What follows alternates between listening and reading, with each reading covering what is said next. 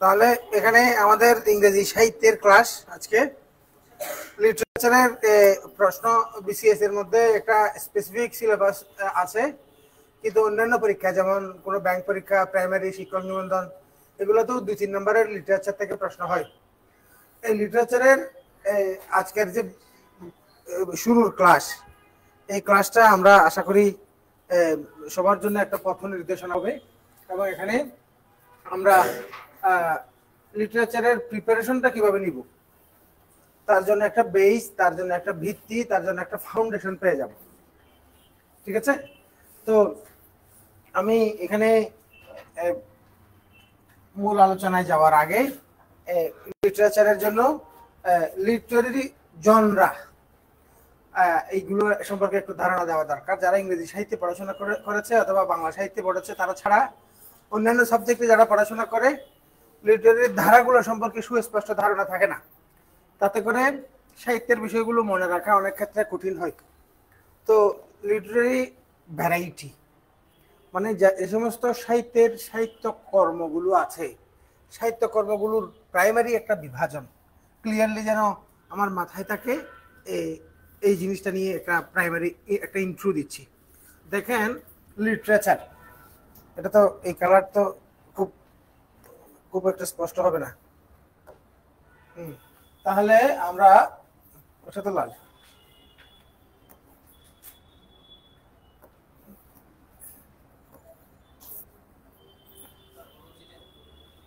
এটা মানে ব্যাপারটা এরকম হয়ে গেল কেন? হ্যাঁ, তাহলে লিটারেচার খেয়াল করবেন। লিটারেচারের অর্থাৎ সাহিত্যের যে সমস্ত সাহিত্য কর্মগুলো আছে, সাহিত্য সৃষ্টিগুলো আছে, প্রাচীন যুগ থেকে, ওল্ড ইংলিশ পিরিয়ড থেকে বর্তমান পর্যন্ত, পিরিয়ডগুলোর বিভাজনটাও আমি এর পরের ধাপে দেখাবো। মানে দুইটি স্টেপ।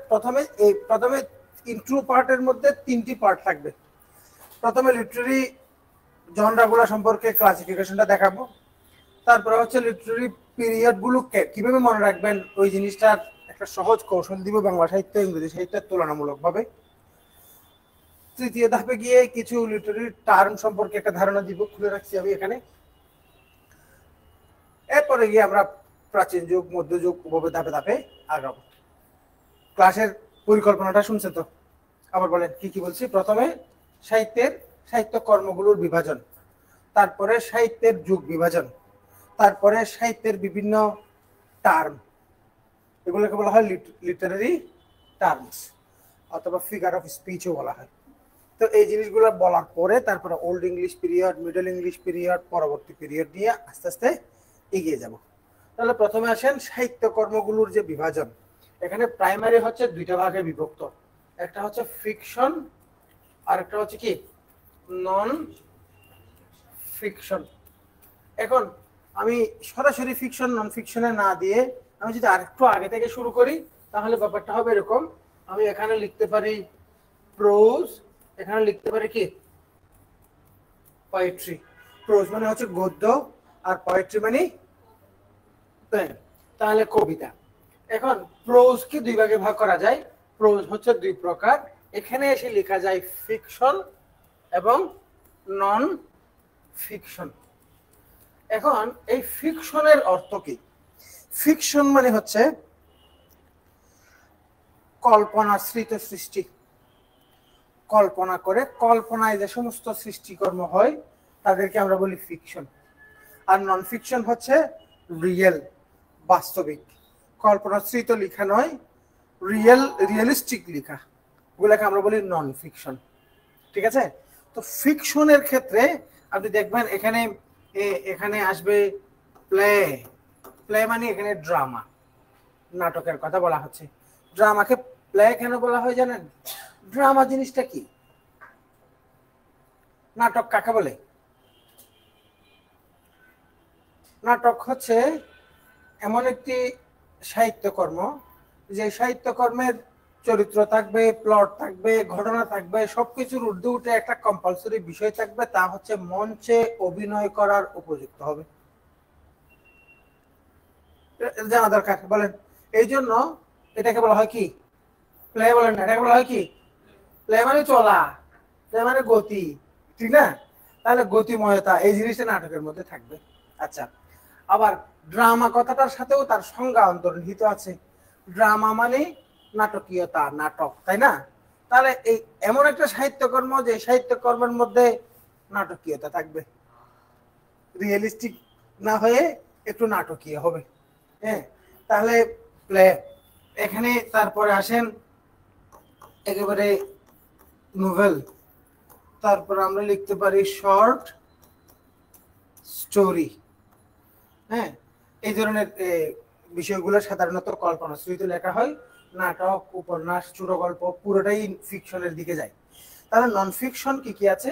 মনে করেন নন ফিকশন হচ্ছে এসে, তারপর আমরা লিখতে পারি বায়োগ্রাফি, আমরা এখানে লিখতে পারি রিপোর্ট।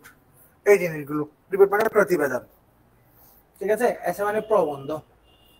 এই জিনিসগুলো মোটামুটি রিয়েলিস্টিক অথবা বাস্তবিক জায়গা থেকে বাস্তবিক বিষয়গুলো এখানে তুলে আনা হয়।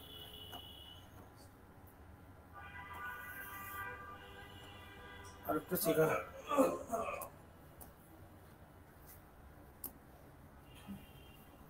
এটুকু এইটুকু শেষ না?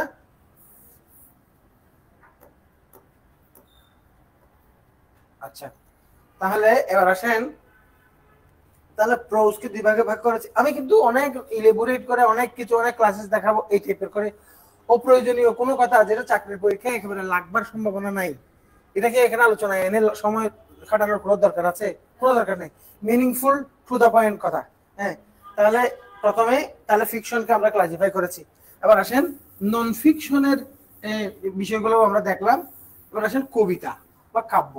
তাহলে পোয়েট্রির ক্ষেত্রে এখানে অনেক ধরনের আছে, আমরা যেগুলো প্রাইমারিলি আমাদের এখানে লাগবে এইটুকুর মধ্যে। মনে করেন এখানে ইপিক, এখানে থাকবে ব্যালেট, হ্যাঁ, তারপরে এখানে থাকবে লিরিক। এই লিরিকের কিছু প্রকার আমরা একটু দেখবো এখন। লিরিককে আমরা আবার ভাগে ভাগ করতে পারি। লিরিকের মধ্যে মনে করেন এখানে সনেট আছে না, তারপরে হচ্ছে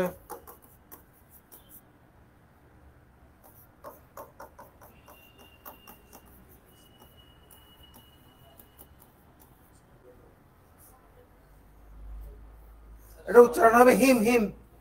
হামদ, হামদ বলি না, না তো হামদ। হ্যাঁ, হাইমেন না উচ্চারণ, উচ্চারণ কি? হিম।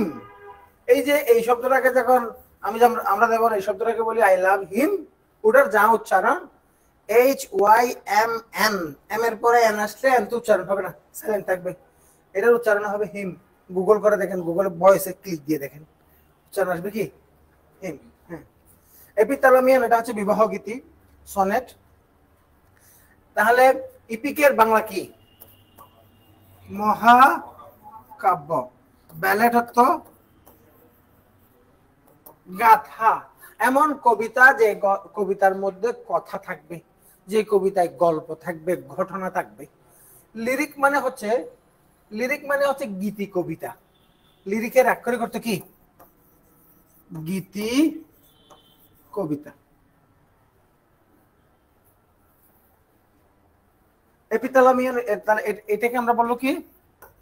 এখানে কিন্তু আরো অনেক প্রকার আছে, আমার জাস্ট যেগুলো লাগবে না।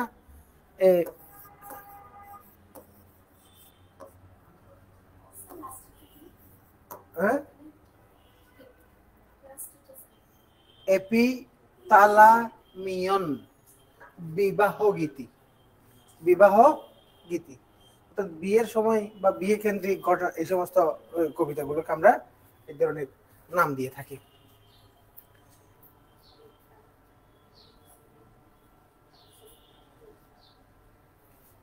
আচ্ছা, আমি আবারও বলছি, এখানে আমি অনেক লম্বা করে আননেসেসারি লম্বা ডিটেলস না এনে বেসিক কিছু তথ্য আমি আপনাদেরকে দিয়েছি, বললাম। তাহলে আমরা বলেন লিটারেচারকে, লিটারারি ক্রিয়েশন গুলোকে প্রাইমারিলি কয় ভাগে ভাগ করলাম? Pros, poetry. প্রোজকে কয় ভাগে ভাগ করেছি? দুই ভাগে, ফিকশন, নন ফিকশন। ফিকশন মানে হচ্ছে কাল্পনিক, নন ফিকশন হচ্ছে রিয়েলিস্টিক। আর কাল্পনিক সৃষ্টিগুলো বিশেষ করে কি উপন্যাস, ছোট গল্প এবং নাটক। উপন্যাস জিনিসটা কি? উপন্যাস হচ্ছে যার একটা প্লট থাকবে, সুদীর্ঘ একটা ঘটনা থাকবে, কিছু চরিত্র থাকবে, এবং যার শুরু শেষ ক্লাইম্যাক্স এ ধরনের বিস্তৃত একটা বিষয় থাকবে। কিন্তু উপন্যাসে যে জিনিসটা খেয়াল করতে হবে, একটা উপন্যাসের সমাজ চিত্র, সমাজের চিত্র পলিটিক্যাল হতে পারে, সামাজিক হতে পারে, ঐতিহাসিক হতে পারে, সমাজ চিত্র উঠে আসবে। বুঝতে পারছি? প্লট আছে না? প্লট একটা নাটকের মধ্যেও প্লট থাকবে, উপন্যাসেও কি থাকবে? প্লট থাকবে। কবিতার মধ্যে প্লট শর্ত নয়, কিন্তু নাটক উপন্যাসে কি শর্ত? প্লট জিনিসটা শর্ত। প্লট মানেটা কি খেয়াল করবেন, সহজ কথা, নিজের মতো করে বুঝে নেবেন। প্লট আমরা এই ঘর বানানোর জন্য শহর এলাকায় প্লট কিনি না, প্লট বলি না? আমরা একটা প্লট কিনেছি অমুক আবাসিক এলাকায়। প্লট মানে হচ্ছে এমন জায়গা, যে জায়গাটার মধ্যে নির্দিষ্ট সীমানা আছে, তাই না? সীমানা এত বাই এত, এত স্কয়ার ফুট বা এত স্কয়ার ফিট, এত এত শতক, প্লট।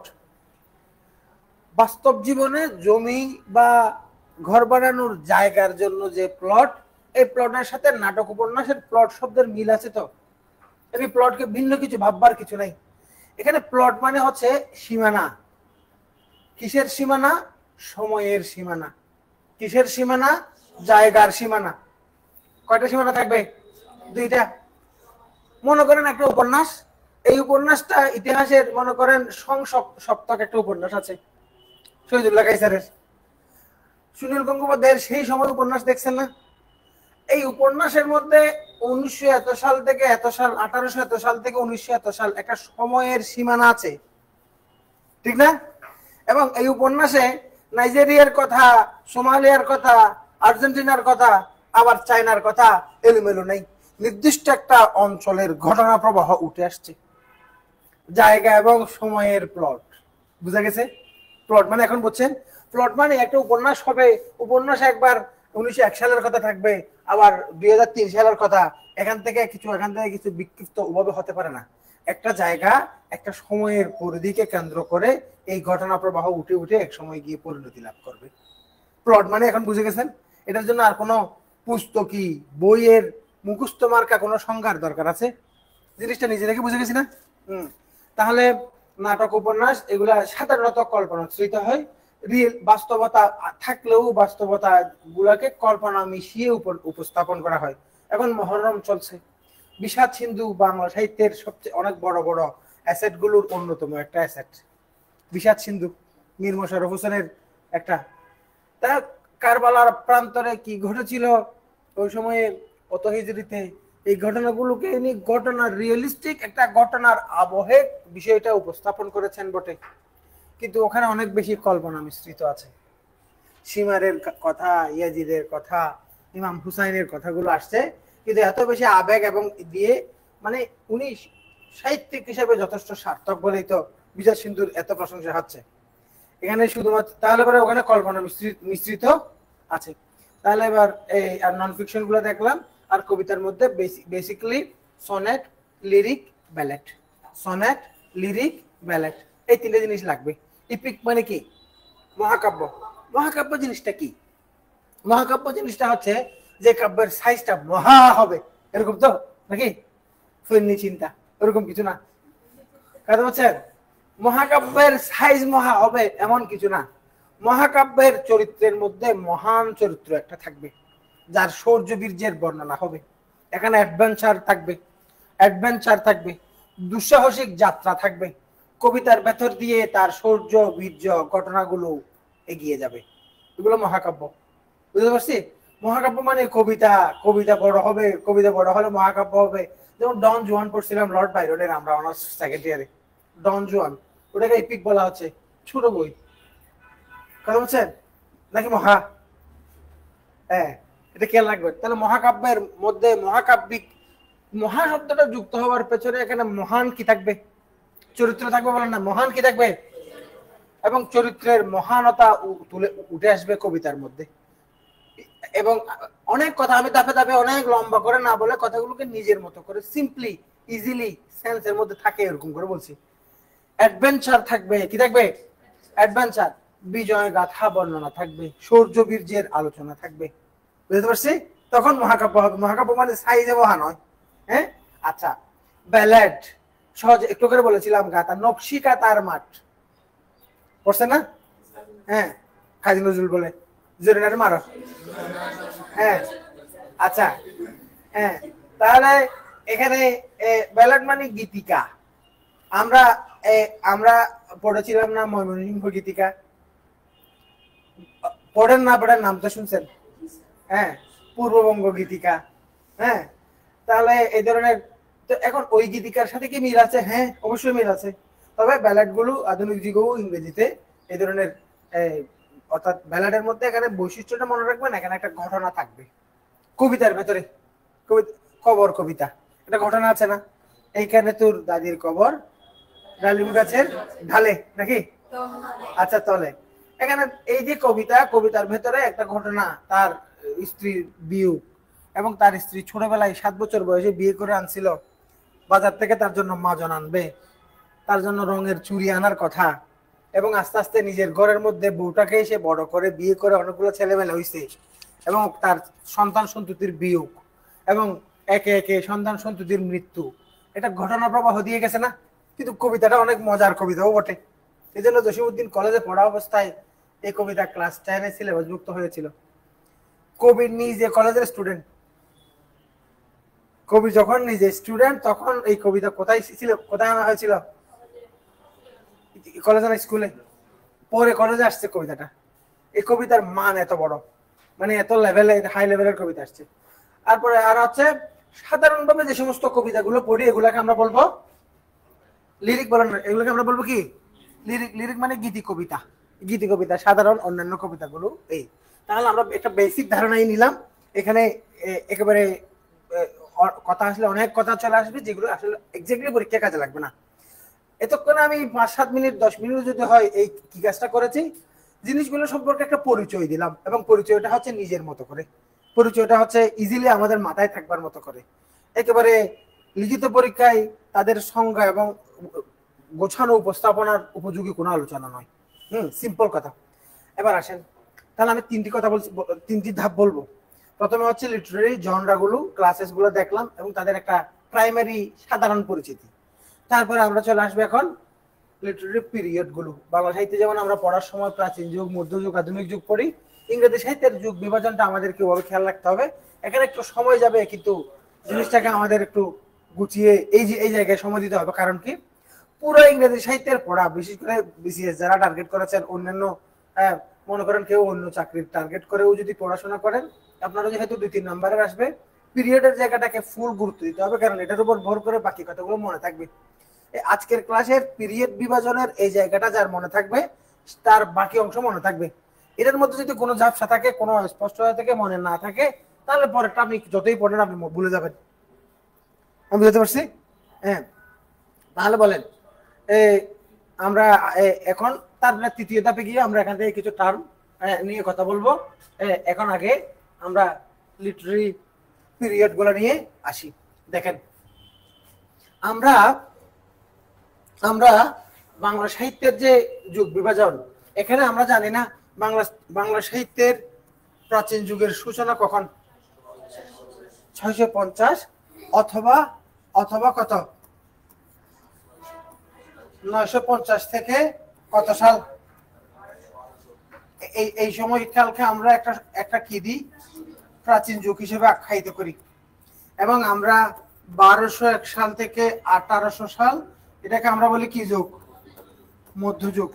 আমি আগেই বলে দিয়েছিলাম আপনাকে, আমি বাংলা সাহিত্যের যুগ বিভাজন এবং ইংরেজি সাহিত্যের যুগ বিভাজন দুইটাকে তুলনামূলকভাবে যখন দেখাবো, আপনার কাছে ইজিলি মনে থাকবে, একটার তুলনায় আর একটা ইজি করে রাখবেন, ঠিক না? আলালের ঘরের দুলাল প্রকাশিত হয়েছিল 1858 সালে। এই একটা কথা মনে রেখে এই কথা, এই 1858 সালের আগে পরের কথাগুলাকে আমি সহজে মনে রাখতাম, মানে যখন প্রিপারেশন নিয়েছিলাম কিছু জিনিস তো ওভাবে মনে রাখতে হবে। তাহলে দেখা যাচ্ছে আমাদের কাছে একটা ভদ্রার্জুন একটা নাটক আসছিল, ওটা একটু আগে আসছিল। বঙ্কিমচন্দ্র একটা ইংরেজিতে উপন্যাস লিখছিল রাজমোহনস ওয়াইফ, ওটাও 1858 সালের আগে আসছিল। মাইকেল মধুসূদন দত্তের ইংরেজি সাহিত্য নিয়ে কাজ করার যে কাজ ক্যাপটিভ লেডি লিখেছিল, ওটাও 1858 সালের আগে আসছিল। 1858 সালকে আমি নিজে, এটা ব্যক্তিগত, এটা কোনো বই পুস্তকের কৌশল এরকম না, মানে আমি যখন প্রিপারেশন নিচ্ছিলাম তখন 1858 পরিচাঁদ মিত্রের এই কাজটাকে কেন্দ্র করে এর আগের বিষয়গুলা, এবার এর পরের বিষয়গুলা। তাহলে তাহলে মাইকেল মধুসূদন দত্তের এই যে পদ্মাবতী নাটক, হ্যাঁ, তারপরে হচ্ছে শর্মিষ্ঠা নাটক, হ্যাঁ, তারপরে হচ্ছে এখানে তার মেঘনাদ বধ কাব্যের প্রকাশ, তাহলে 1859, 1860, 1861 এবং এরপরে গিয়ে বঙ্কিমচন্দ্রের উপন্যাসের প্রকাশগুলো, হ্যাঁ, এই কপালকুণ্ডলা, দুর্গেশ নন্দিনী, তারপরে তারপরে আসছে। সেন্টার করছে কোনটা? 58 বলেন না, আওয়াজ নেই। আপনিও কাজ লাগাতে পারবেন তো? সেন্টার করছে কোন জায়গায়? সবসময় হ্যাঁ ওইটা সেন্টার, আগে পরে ক্লিয়ারলি একটা হিসাব চলে আসে না? হ্যাঁ, এই জন্য ওভাবে নিজের মতো করে, এই জন্য কৌশল হতে হবে নিজের প্রিপারেশনের সময়। আরেকজনের কৌশল একেবারে বিসিএস যে সবচেয়ে ফার্স্ট হয়েছে কোনো ক্যাডারে, অথবা যে সবচেয়ে ভালো রেজাল্ট করেছে, তার কোনো হ্যান্ড নোট, তার কোনো কৌশল আপনার সরাসরি কাজে আসবে, এই চিন্তা ভুল।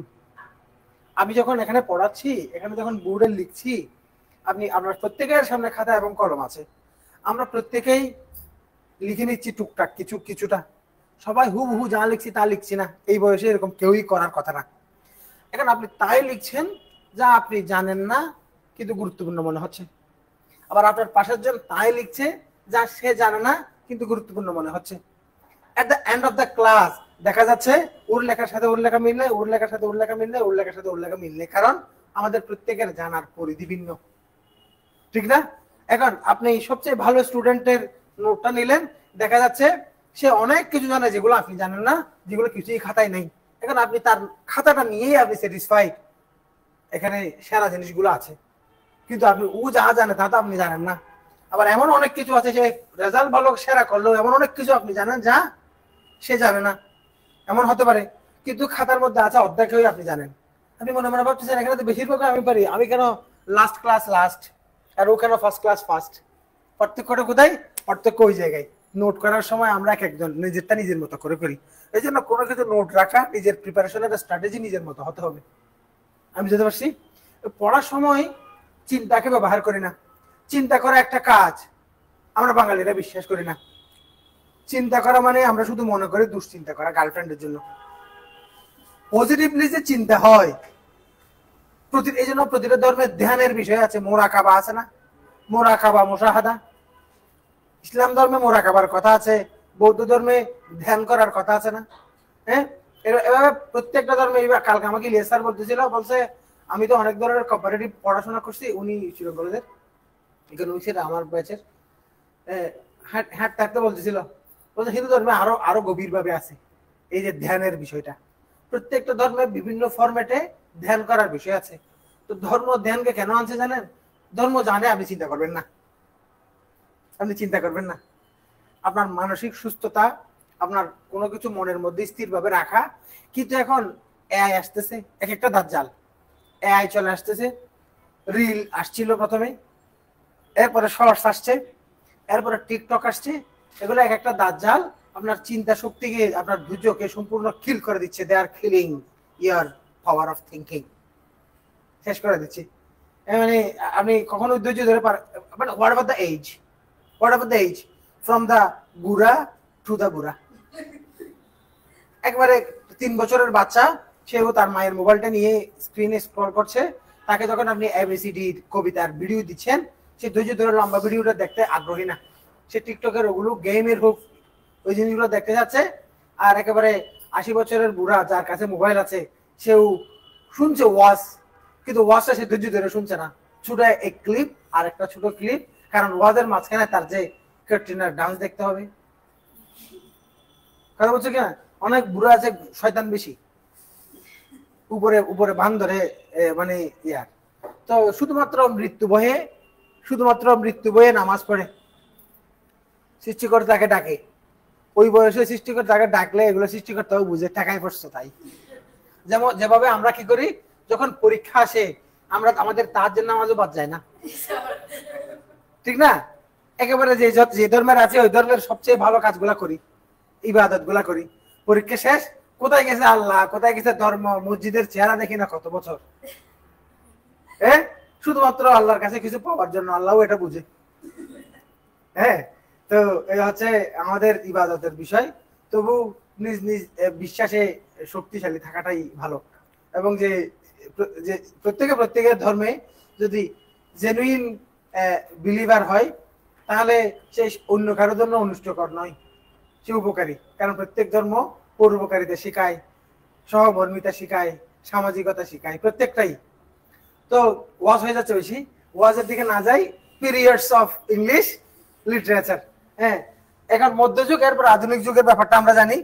বাংলা সাহিত্য এখন এখানে 650 আর 950-এর যে মারামারি, এটা অ্যাকচুয়ালি কিসের উপর ভিত্তি করে? ডক্টর মোহাম্মদ শহীদুল্লাহ বলেছিলেন, সুনীতি কুমার চট্টোপাধ্যায় বলেছেন। বেশিরভাগ গ্রহণ করেছেন সুনীতি কুমারের এই বক্তব্যটা 950 থেকে। ইনিও হিস্ট্রিক্যাল এভিডেন্স দিয়েছেন, ইনি তো এমনি আন্দাজি, আমি মনে করি এইটুকু, এরকম তো কিছু না।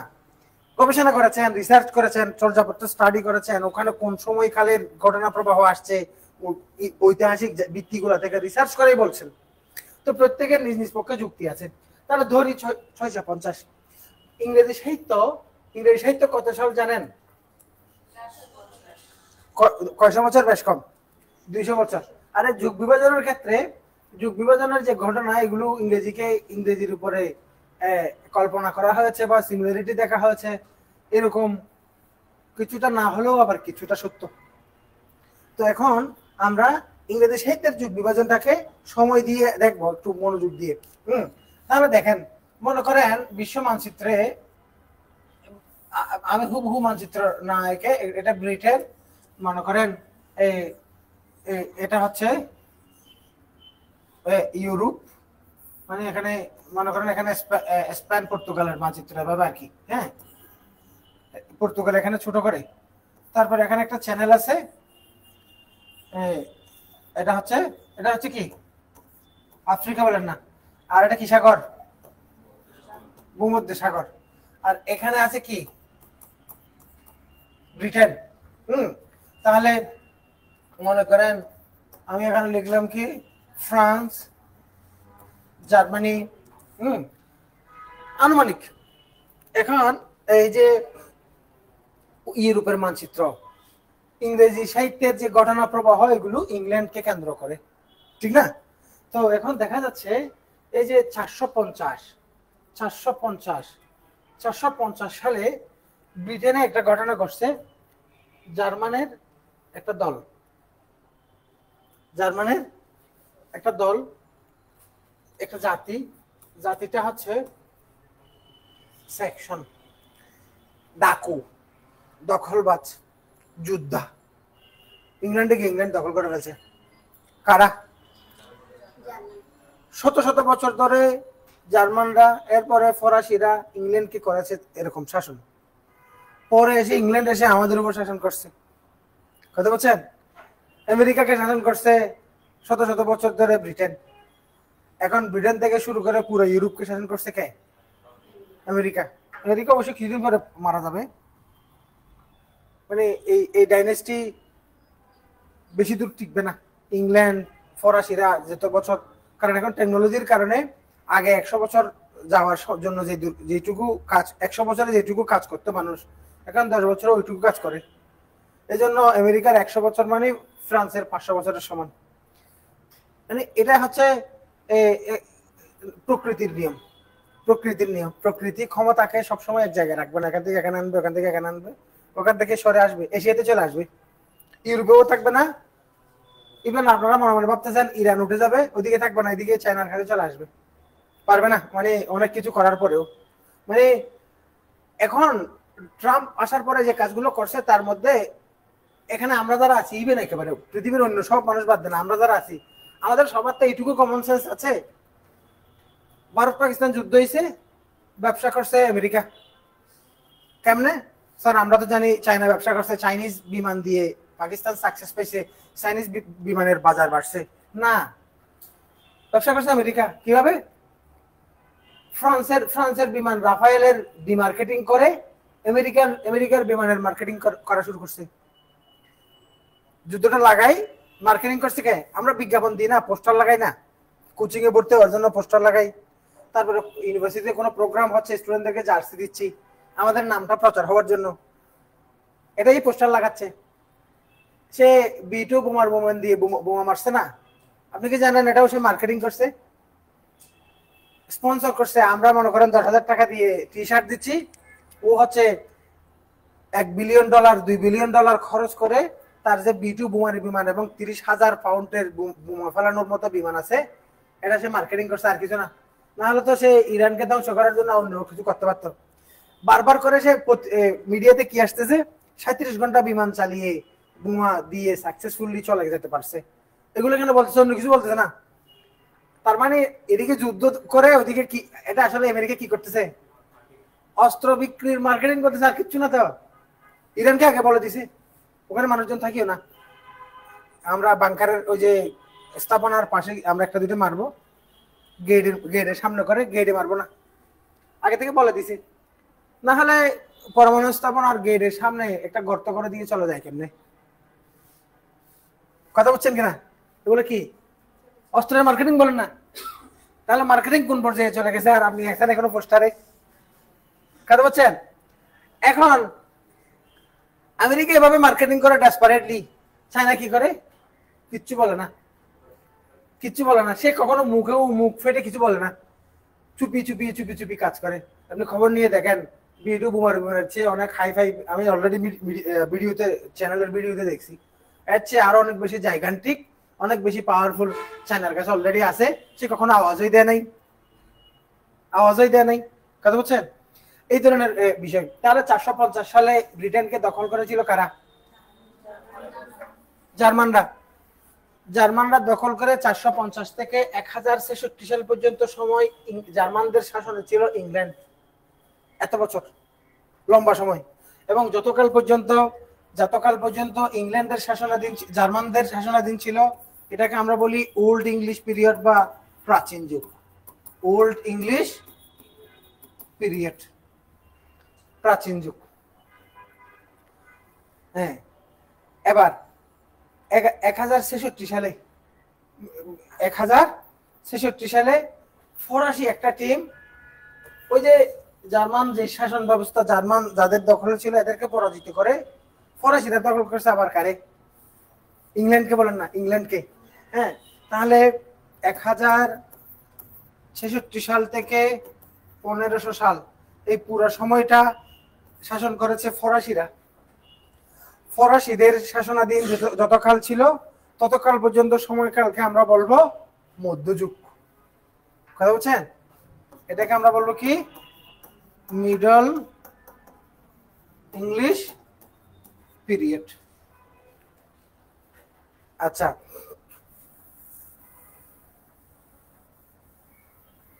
ইংরেজি সাহিত্যের মধ্যযুগ গেল। তারপর আসেন, তাহলে এখানে আমরা একটু নাম্বারিং করি। 1, তারপরে 2 নম্বর আছে। এখন এই যে ইউরোপের মানচিত্রটা এতক্ষণ আমরা দেখেছি, ইউরোপের মানচিত্রের মধ্যে ওখান থেকে মানচিত্র বের করে দেখাইতে অনেক দেরি হবে, এই জন্য একটা মানে সহজে দেখার জন্য আমি একটু বলি। দেখেন, তাহলে ব্রিটেন কোথায়? এই জায়গায়, ছোট্ট এই জায়গায় ব্রিটেন। হ্যাঁ, তাহলে এখানে দেখেন এই যে ইতালি হচ্ছে কোথায়? তাহলে দেখেন ইতালির সাথে জার্মান, ইতালির সাথে ফ্রান্স, এরপরে ব্রিটেন। এটা দেখানোর জন্য। আবার Britain, France, Italy, Britain, Germany, Italy. আচ্ছা, বেশি দূরে না। ব্রিটেন, ফ্রান্স, জার্মানি, এই পাশে লাগানোটা ইতালি। বুট জুতার মতো মানচিত্রে কোন দেশের মানচিত্র বুট জুতার মতো? ইতালি। এটাও তো পরীক্ষা আসছে অলরেডি। হ্যাঁ, আচ্ছা, তাহলে এই যে ব্রিটেন এবং ফ্রান্সের সাথে কি স্থলভাগে যোগাযোগ নাকি? এদিকে একটা ইংলিশ চ্যানেল আছে, ইংলিশ চ্যানেল আছে, ইংলিশ চ্যানেল পার হয়েই এখানে দখল করেছিল। আচ্ছা, তাহলে ইতালি, ইতালি লাগানো ফ্রান্সের সাথে, ইতালি লাগানো কার সাথে? জার্মানির সাথে, দুদিকেই। এখন ইতালিতে রেনেসা হয়েছিল, ইতালিতে রেনেসা হয়েছিল মনে করেন 1453 সালে, এবং ইতালির একটা শহরের নাম আমরা মনে রাখবো, ফ্লোরেন্স। ইতালির ফ্লোরেন্স শহরে, সালটা লিখেছি 1453 সাল। তাহলে ও এটা পিরিয়ড বিভাজনের ভেতরে লিখি না, এটা আলাদা কথা, এক্সট্রা কথা। ওই কথাটা কেন আসছে একটু বলবো। ইতালি কেন দেখাইছি? ইতালিতে রেনেসা হয়েছিল, রেনেসা। তাহলে রোমান সভ্যতা আছে না? রোমান সভ্যতাটা কোন দেশের? ইতালির বলে না, কোন দেশের? রোম না? হ্যাঁ, তো সভ্যতায় শিক্ষায় এগিয়ে ছিল এরা।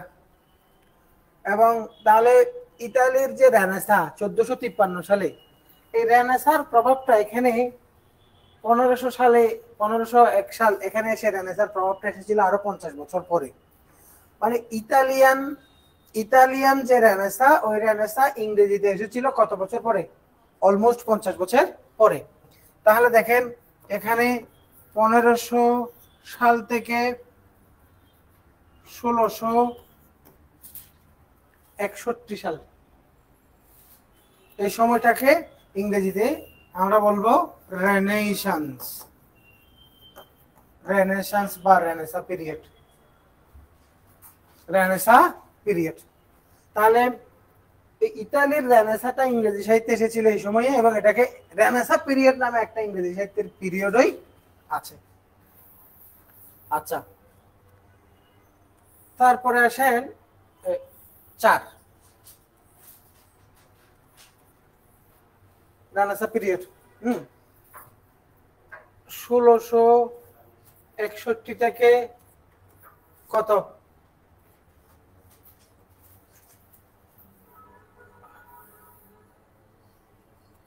1661 থেকে কত? 1898। এই সময়টাকে ইংরেজি সাহিত্যের যে বিষয়, এখানে আমরা বলবো নিউ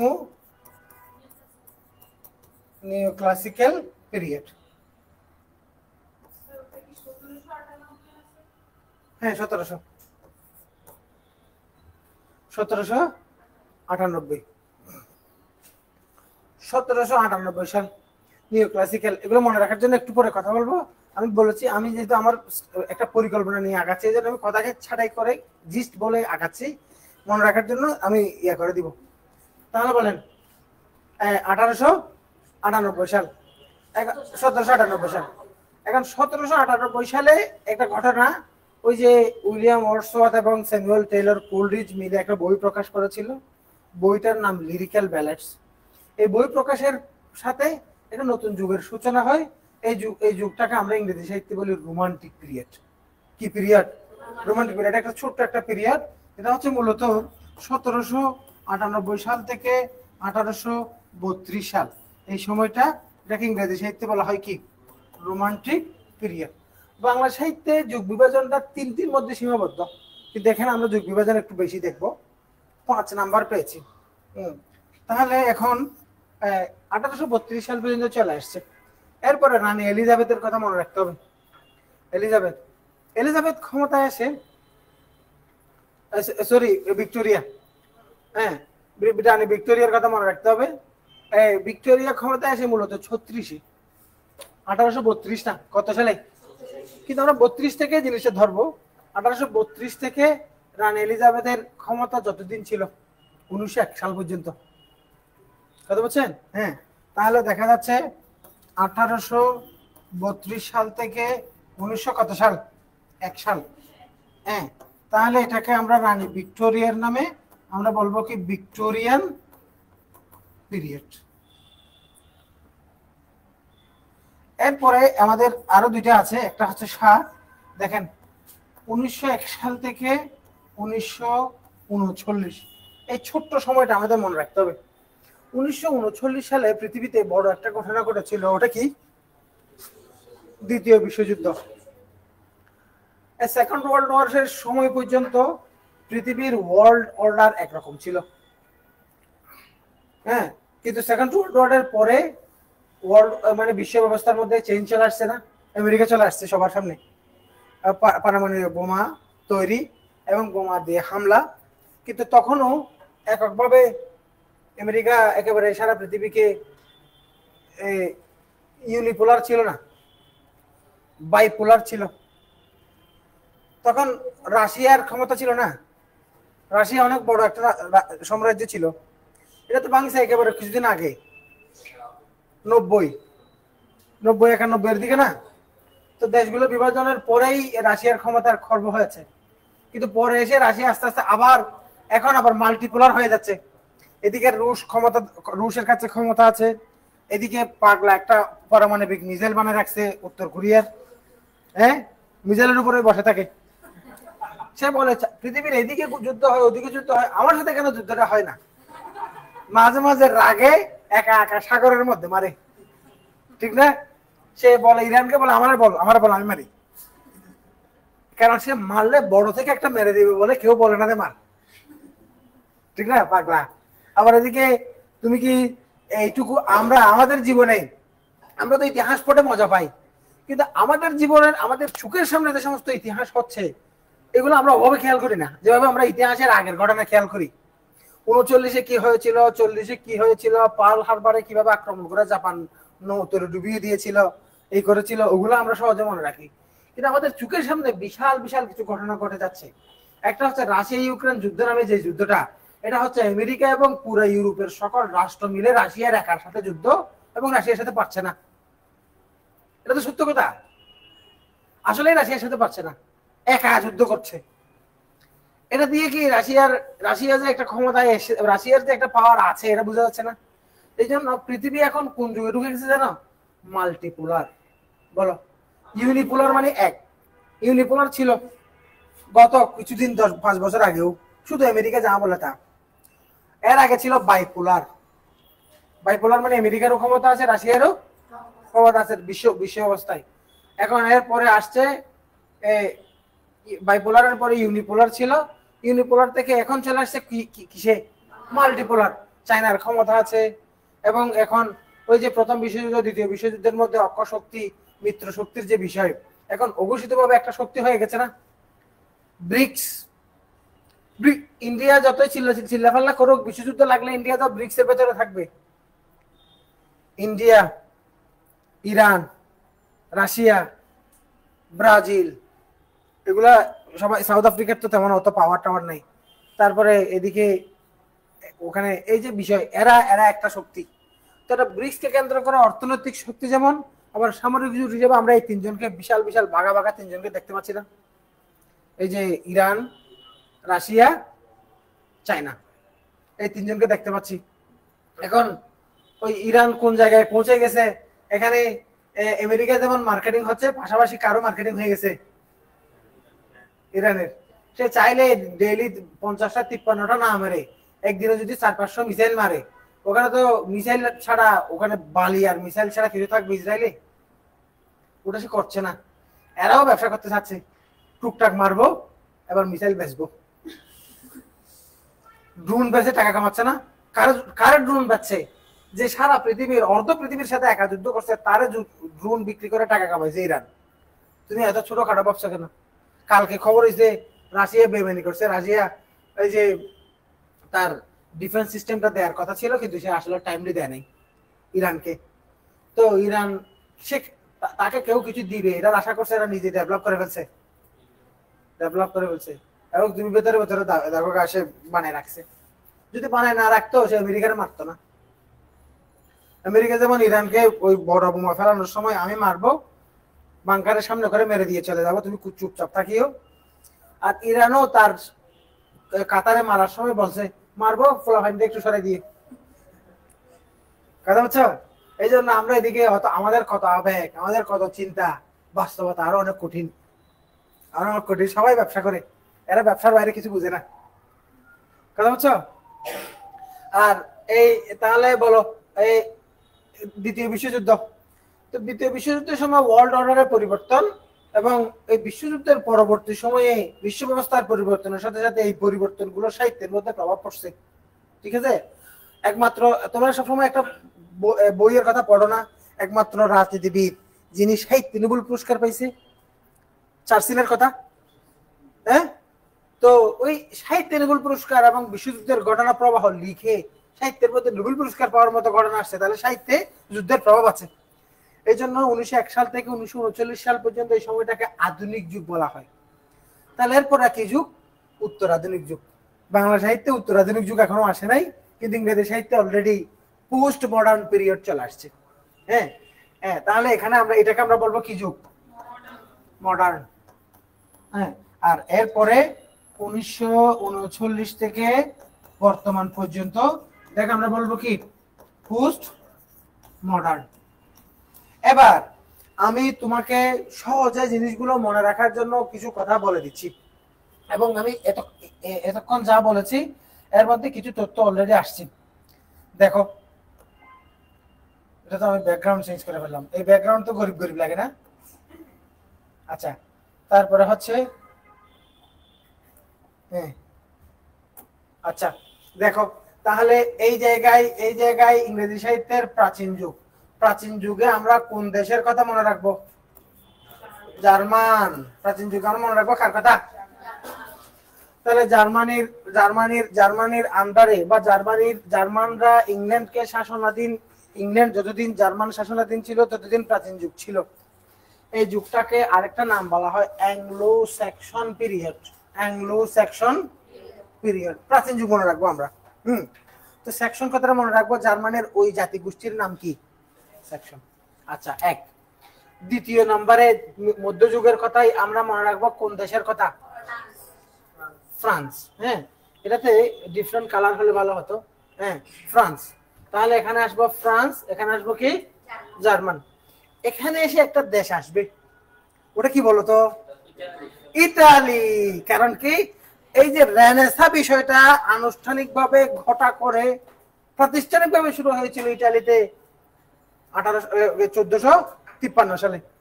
ওই রেনেসাঁর বিষয়টা শিল্প বিপ্লব, সাহিত্যের মধ্যে বিপ্লব, জাগরণ, পুনর্জাগরণ, rebirth of classical literature, rebirth of classical art and literature, এটাই হচ্ছে রেনেসাঁ। তাহলে ইতালির রেনেসাঁটা ইংল্যান্ডে এসেছিল 1500 সালে। এই জন্য এখানে আরেকটা দেশ দিয়ে আমরা এই সময়টা মনে রাখবো, ইতালি। তিনটি দেশ, তিনটি পিরিয়ড, তাহলে ইজি হয়ে গেল না? ইজি হয়ে গেল। এখানে এসে আমরা কি মনে রাখবো? এখানে এসে মনে রাখবো কি জানো? এই 1700 কত সাল? 1661। এখানে যে তোমার একটা কথা বলে দিই, ওখানে এই যে রেনেসাঁ পিরিয়ডের মধ্যে আবার 4টা ভাগ আছে। রেনেসাঁ পিরিয়ডকে ছোট ছোট ভাগে ভাগ করলাম আর কি। ওখানে শেষাংশে একটা কিং চার্লস, বর্তমান কিং এর নামও চার্লস না? হ্যাঁ, চার্লস ছিল, ওনাকে ক্ষমতাচ্যুত করা হয়েছিল শেখ হাসিনার মতো, জনতার রোষে ক্ষমতাচ্যুত করে। শেখ হাসিনা তো পালাইয়ে ইন্ডিয়া চলে যেতে পারছে, কিন্তু চার্লস কিন্তু পালাই যেতে পারেনি। চার্লসকে ধরে শিরচ্ছেদ করা হয়েছিল। রাজতন্ত্র এবং রাজাকে ক্ষমতাচ্যুত করে শিরচ্ছেদ করা, এই আন্দোলনের নেতৃত্ব দিয়েছিল কে? হাসান আব্দুল্লাহ, নাহিদ, এগুলো সামনে ছিল, ভেতরে ছিল পিনাকি। কথা বুঝে নাই? এবং এরকম আরো অনেক কিছু, অনেকেই সামনে ছিল, এরকম বাচ্চা কিছু। কথা বুঝছো? সবচেয়ে বেশি সামনে ছিল কারা জানো? আপুরা, মেয়েরা। তোমরা চোখে দেখো নাই? আমি বলার পরে মাথায় কাজ করতেছে না? হ্যাঁ, মেয়েদেরকে সামনে রাখছিল, মেয়েরাই আন্দোলন করছে। এখন কিং চার্লসকে ক্ষমতাচ্যুত করার জন্য ওই সময়ে যে আন্দোলনটা ঘটেছিল ইংল্যান্ডে, এই আন্দোলনের নেতৃত্ব দিয়েছিল অলিভার ক্র্যামওয়েল নামক একজন। অলিভার, তো তখন তো 1600 সালে, কখনকার কথা, আজকে অনেক বছর আগে, শত বছর আগে। তখন কি মডার্ন ডেমোক্রেসি গুলো ছিল পৃথিবীর কোথাও? না, সারা পৃথিবী এরকম ছিল। রাজা থাকবে, রাজ্য থাকবে, কথা বুঝছো? যে যেটা দখল করতে পারে, ইভেন ছোট ছোট এলাকায়ও এক এক রাজা ছিল। তো অলিভার ক্রomওয়েলের নেতৃত্বে ক্ষমতায় এসেছিল ওরা সাধারণ মানুষ।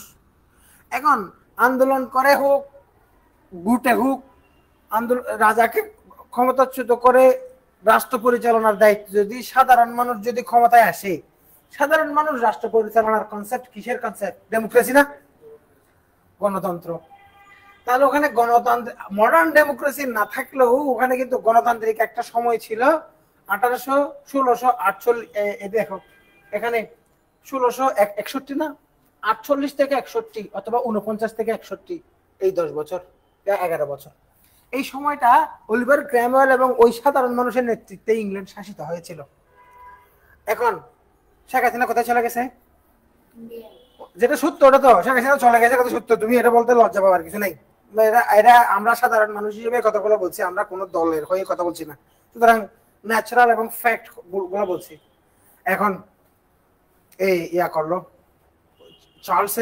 চার্লসের ছেলে পাশে থেকে চলে গেছে পালাই, ওখান থেকে সে দল পাকাইছি, ওখান থেকে সে আয়োজন করছে। 61 সালে সে আবার সিংহাসন পুনরুদ্ধার করছে। শেখ হাসিনা আবার চলে আসছে 2028 সালে, আবার চলে এসে আবার ক্ষমতায় আসলো। এমন ঘটনা ইতিহাসে ঘটছে তো, এই যে আবার রাজতন্ত্রের পুনরুদ্ধার। এবং এই জন্য এই যে নিউ ক্লাসিক্যাল যে পিরিয়ড, নিউ ক্লাসিক্যাল পিরিয়ডের এই শুরুর পিরিয়ডটা কি জানো? Restoration period. রিস্টোর মানে কি জানো? প্রতিস্থাপন। রেস্টোরেশন অফ মনার্ক, রাজতন্ত্রের পুনরুদ্ধার। তাহলে রাজতন্ত্র অথবা গণতন্ত্র যে কোনো একটা শব্দ দিয়ে তুমি এই নিউ ক্লাসিক্যাল পিরিয়ডের সূচনা মনে রাখতে পারো। তাহলে এখানে আমরা কোনটা লিখলে আমাদের ভালো লাগবে? হ্যাঁ,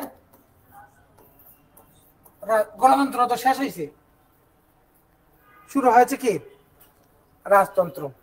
তাহলে জার্মান, ফ্রেঞ্চ, ইটালি, তারপর হচ্ছে ডেমোক্রেসি অর মনার্ক।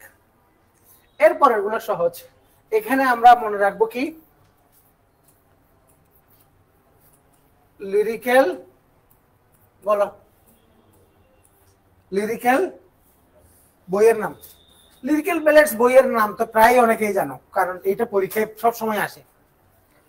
হ্যাঁ, উইলিয়াম ওয়ার্ডসওয়ার্থ এবং কোলরিজ মিলে এটা কবিতার বই লিরিক্যাল ব্যালেডস। এই বই প্রকাশের সাথে এই যুগের সূচনার সাথে মিল আছে। বই এবং এই যুগের সূচনা, অর্থাৎ লেখাটা, সাহিত্যকর্মটা অনেক বেশি পাওয়ারফুল ছিল, এটার সাথে সাথে একটা নতুন যুগের সূচনা। আচ্ছা, তারপরে এখানে ভিক্টোরিয়া। তাহলে এখানে ভিক্টোরিয়ার কথাই মনে রাখবো। তাহলে আমাদের কাছে সহজ হয়ে গেল পিরিয়ড মনে রাখার কৌশল সহজে। তুই এমনিতে কোনো ছন্দ দিলে ছন্দটা মনে রাখতে টেনশনে পড়ে যাবা, ঠিক না? এখন আমরা বেসিক থেকে জিনিসটা জানলাম ইজিলি। হ্যাঁ, তাহলে ইংরেজি সাহিত্যের টোটাল পিরিয়ড পেলাম কয়টা? 8টা। কারণ ইংরেজি সাহিত্যে কি আছে? উত্তর আধুনিক যুগ বলতে একটা যুগ আছে। হ্যাঁ, আর মডার্ন পিরিয়ডের সূচনা হবে কত সালে? 1 সালে কি ঘটেছিল? ভিক্টোরিয়া মারা গেছে। রানী ভিক্টোরিয়া অনেক বছর বয়স পেয়েছিল, জার্মান বংশোদ্ভূত। তো রানী ভিক্টোরিয়ার পরে এসে আমরা এই নতুন যুগ পেয়েছি। এই হচ্ছে ইংরেজি সাহিত্য। আরেকবার রিভাইজ করি। তাহলে বাংলা সাহিত্যের পিরিয়ড শুরু হয়েছিল কত সালে? বাংলা 650 অথবা 950। ইংরেজি সাহিত্য শুরু হয়েছিল 450। তাহলে 450 সালে ইংল্যান্ডকে কে দখল করেছিল? জার্মানির একটা জাতির নাম মনে রাখতে বলছিলাম, সেকশন। এবং এই জন্য এই পিরিয়ডটাকে আমরা বলতে পারি অ্যাংলো সেকশন পিরিয়ড। প্রাচীন যুগের অপর নাম অ্যাংলো সেকশন পিরিয়ড, ঠিক আছে? আচ্ছা, তারপরে 1066 থেকে 1500 সাল, এই সময়টা ইংল্যান্ড কার দখলে ছিল? ফরাসিদের আন্ডারে যতদিন ছিল ততদিন সময়টাকে আমরা ইংরেজি সাহিত্যে মধ্যযুগ, ইংরেজি সাহিত্যে মিডল ইংলিশ পিরিয়ড। আচ্ছা, তারপরে 1500 সাল থেকে 1661 এই সময়কালকে আমরা বলবো রেনেসা। তাহলে রেনেসা শব্দের অর্থ কি বলছিলাম? পুনর্জাগরণ, রিবার্থ, রিবার্থ, ঠিক আছে, রিস্টার্ট। এই জিনিস রেনেসাঁ অর্থ কি, এটাও পরীক্ষা, এটাও তো আসছে প্রাইমারিতে। হ্যাঁ, রেনেসাঁ মানে কি? রিবার্থ। আমি এই জন্য এটাকে একটু করে বলেছিলাম, rebirth of, revival of art and literature, revival of, rebirth of art and literature or classical literature, এভাবে।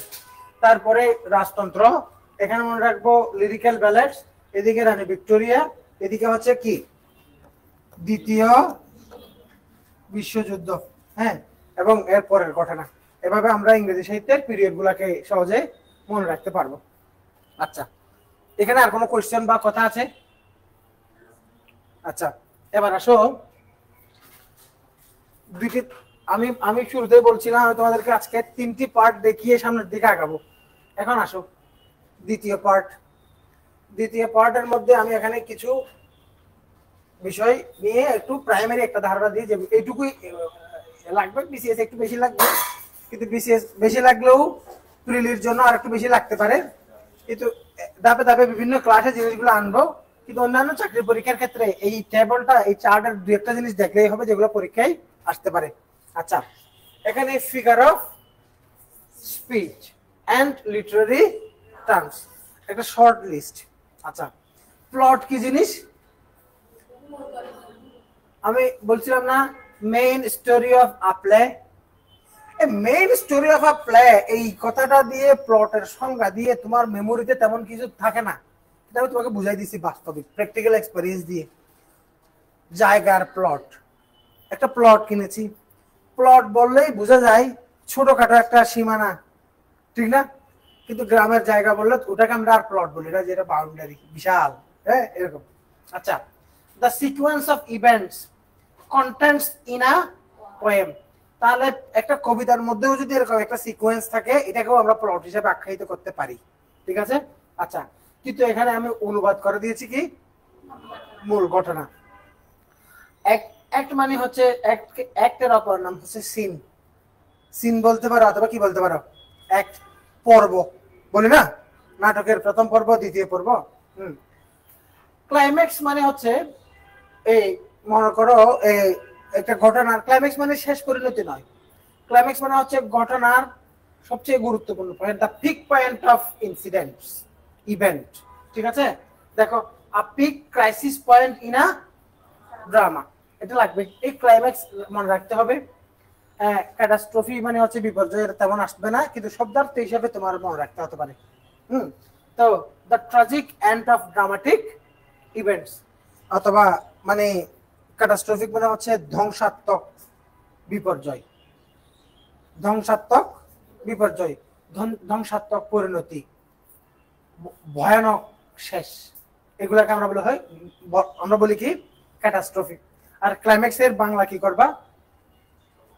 হ্যাঁ, তাহলে এখানে এই যে না, ক্লাইম্যাক্সের বাংলা এখানে চরম পরিণতি, এটা অর্থ ঠিক হয় না, একই শব্দ কপি হয়ে চলে গেছে। এটা র ফাইল, প্রথমেই ফাইলের নাম হয়তো র ফাইল, এটা কারেকশন ফাইল না। ক্লাইম্যাক্স মানে হচ্ছে পিক পয়েন্ট। ক্লাইম্যাক্স মানে কি, মনে করো একটা নাটক, এই নাটকের মধ্যে নায়ক, সিনেমা, বাংলা সিনেমা দেখায় না, প্রথমে ছোট দুটো বাচ্চা খেলছে, পুতুল খেলার সময় নায়ক নায়িকার একটা পুতুল উপহার দেয়, নায়িকা ওটা যত্নে রেখে দেয়, তারপর নায়ক চলে যায় কোথায়, নায়িকা চলে যায় কোথায়, একদিন শহরে ধাক্কা খায়, হ্যাঁ, তারপরে নায়িকার বাসায় গিয়ে দেখে ওই পুতুলটা আছে, তো তুমি কে, পরিচয় হয়, ঠিক না? এখন পরিচয় হওয়ার পরে যখন জানে, তখন এই যে ঘটনা, তো ঘটনার মধ্যে এখানে ক্লাইম্যাক্স কোনটা, তাদের বিয়ে হচ্ছে, ওটাই ক্লাইম্যাক্স। এখন এই জন্য ক্লাইম্যাক্সের ব্যাপারটা হচ্ছে, একটা যদি একটা লিটারারি ক্রিয়েশন ঘটনা প্রবাহ যাচ্ছে, হ্যাঁ, ঘটনা প্রবাহ যাচ্ছে, এখান থেকে আবার এখানে এসে শেষ হয় না, এটা হচ্ছে ক্লাইম্যাক্স। এটা শেষটা ক্লাইম্যাক্স না, ক্লাইম্যাক্স মাঝখানে আসবে অথবা শেষের আগে করে আসবে। আমি বুঝতে পারছি, শুরুতে ক্লাইম্যাক্স আসার সুযোগ নাই। আচ্ছা, তারপরে হচ্ছে এগুলো লাগবে না, লাগবে বিসিএস এর জন্য, পরে আলোচনা করবো, এটা নিয়ে আলাদা করে ক্লাস আছে। মানে এমনিতে এটা লাগতে পারে। এলিগোরিক্যাল মানে কি? রূপক। It is a story or event with double meaning. The holy war, the holy করা হচ্ছে যুদ্ধ, আবার যুদ্ধ পবিত্র কেমনে হয়? রক্তপাত কি পবিত্র হয়? হ্যাঁ, এগুলো হচ্ছে এলিগোরিক্যাল। তারপরে হচ্ছে ব্ল্যাঙ্ক ভার্সের অর্থ তো পারো, যেগুলো পরীক্ষায় আসে সাধারণ পরীক্ষায়। ব্ল্যাঙ্ক ভার্স মানে কি? উইথ হ্যাভিং, দেখো হ্যাভিং নন রাইমিং এন্ড, এটা শব্দটা এরকম, নন, এখানে একটা স্পেস আছে, নন রাইমিং অর্থাৎ যে সমস্ত রাইম মানে ছন্দ, শেষে শেষে মিত্র, ছন্দের মিল থাকবে না, অমিত্রাক্ষর। তারপরে কোরাস পারো, ডিকশন। হাইপারবোল মানে অতিরঞ্জন। হাইপারবোল মানে কি? ওই যে একটা গান আছে না, সোনে জেইসে রং হে তেরা, চাঁদি জেইসে বাল। হ্যাঁ, গানটা শোনো নাই? এখন সোনে জেইসে রং হে তেরা, তোমার রং সোনালি, ঠিক আছে, এখন রূপালি চুল কেমনে হয়? কথা বুঝো নাই? তো প্রিয়ার প্রশংসা করতে গিয়ে একটু বেশি বাড়াবাড়ি করে বলা হয় এগুলো না? হ্যাঁ, তাহলে যখন বেশি অতিরঞ্জিত প্রশংসা করা হয় এটাকে বলা হয় হাইপারবোল। কথা বুঝছো? হ্যাঁ, তারপরে হচ্ছে এখানে আমি যে কয়েকটা শব্দ নিয়ে বলছি, কয়েকটা শব্দ প্রাইমারি পরীক্ষা, নিবন্ধন পরীক্ষা অথবা বিসিএস সাধারণভাবে শব্দ ভিত্তিক এ ধরনের প্রশ্ন আসবে বলে বলা। এটা কিন্তু আর রিপিট হবে না। বিসিএস এর শেষ দিকে গিয়ে লিটারি টার্ম নিয়ে আলাদা একটা পুরো একটা ক্লাস হয়ে আছে, তখন হয়তো আলোচনা হবে। তাহলে হাইপারবোলের অর্থ বুঝছো? তারপরে হচ্ছে মেটাফোর, এটাও পরীক্ষা আসে। তাহলে সিমিলি এবং মেটাফোর দুটি বিষয় আছে। হ্যাঁ, একটা হচ্ছে সিমিলি, এই যে এখানে একটা আছে সিমিলি, আর এখানে একটা আছে কি মেটাফোর। এই দুইটা প্রায় একই। তুমি দেখো, সহজ করে বুঝে মনে রাখার জন্য তোমাকে আমি বলি, হামজা, হামজা চৌধুরী, চৌধুরী কে? ফুটবলার না? ইউরোপের দামি ক্লাবে খেলে, স্টার ফুটবলার, বাংলাদেশি বলে, বাংলাদেশ টিমে এখন খেলছে, এটা আমাদের জন্য পজিটিভ। এখন আমি যদি বলি হামজা হচ্ছে বাংলাদেশের মেসি, হামজা আমাদের মেসি, তাহলে এখানে একটা তুলনা আছে হামজার সাথে মেসির। আবার আমি কথাটা বলতে পারি হামজা হচ্ছে মেসির মতো, হামজা বাংলাদেশের জন্য মেসির মতো। দুইভাবে কথাটা বলছি, একটা হচ্ছে হামজা বাংলাদেশের মেসি, আর একটা হচ্ছে হামজা বাংলাদেশের জন্য মেসির মতো, ঠিক না?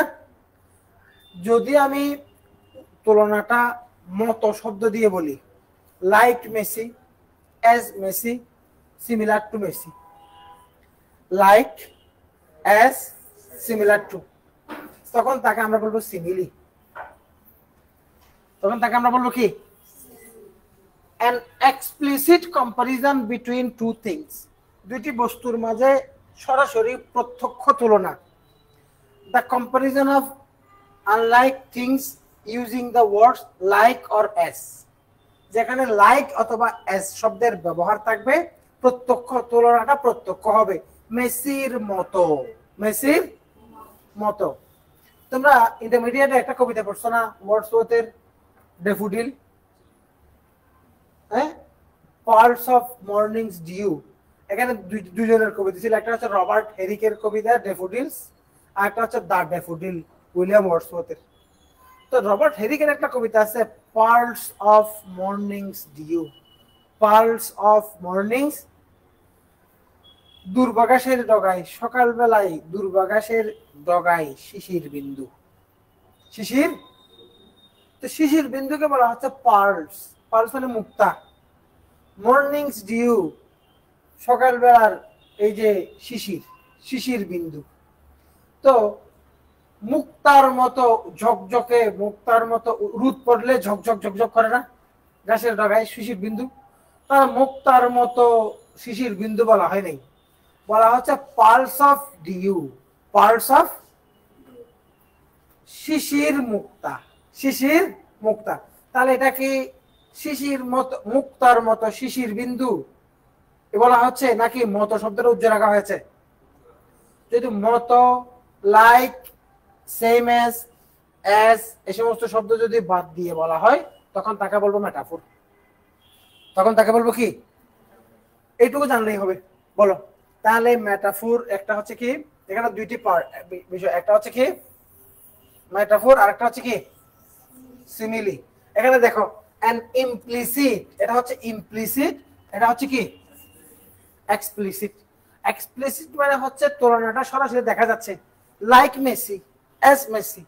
কিন্তু আমরা যদি বলি, আমি যদি বলি সে তো আমাদের মেসি, সে আমাদের মেসি, এখানেও একটা তুলনা আছে কিন্তু তুলনামূলক, তুলনা প্রকাশক শব্দ নাই, একটু আড়ালে রাখা হয়েছে বিষয়টাকে। এবার এই জন্য তাহলে ইমপ্লিসিট কম্পারিজন যখন হয় তখন তাকে আমরা বলি কি, আর যদি এক্সপ্লিসিট হয় সিমিলি। এবং সিমিলির ক্ষেত্রে মনে রাখবো কি এস। হচ্ছে এর বাইরে এত এর চেয়ে গভীরতায় গিয়ে কোনো কিছু শিখবার দরকার এইখানে ইয়াতে নাই। হাইপারবোল বলছি এই।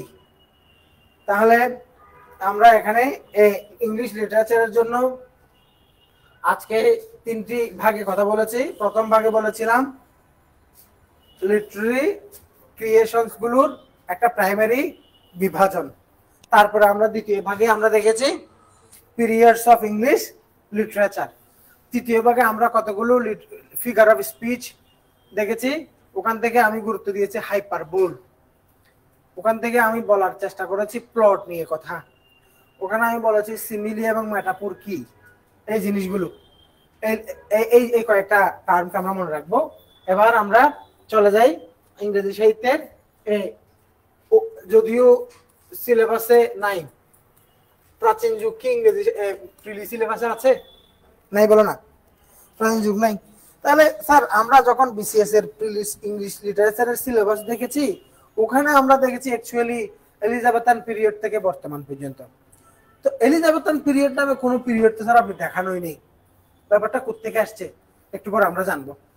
এই ওল্ড ইংলিশ পিরিয়ড এবং মিডল ইংলিশ পিরিয়ড সিলেবাসে যেহেতু নাই ওখান থেকে তেমন প্রশ্ন আসার সম্ভাবনা নাই। তো ওল্ড এবং মিডল ইংলিশ পিরিয়ড নিয়ে তোমার কোনো মানে ব্যাপারটা নিয়ে তুমি যেন টেনশনে না থাকো তার জন্য 2-1 মিনিট একটু বলি। ওল্ড ইংলিশ পিরিয়ড, তাহলে বাংলা সাহিত্যের যে প্রাচীন যুগ, হ্যাঁ প্রাচীন যুগ, এটা বাংলা সাহিত্যের প্রাচীন যুগের সাহিত্যের ধরন কেমন ছিল? কাব্য, বলো না, সাহিত্যগুলো কেমন ছিল? কাব্য। এবং এখানে একমাত্র সাহিত্য সৃষ্টি হিসেবে আমরা পাই কাকে? চর্যাপদকে।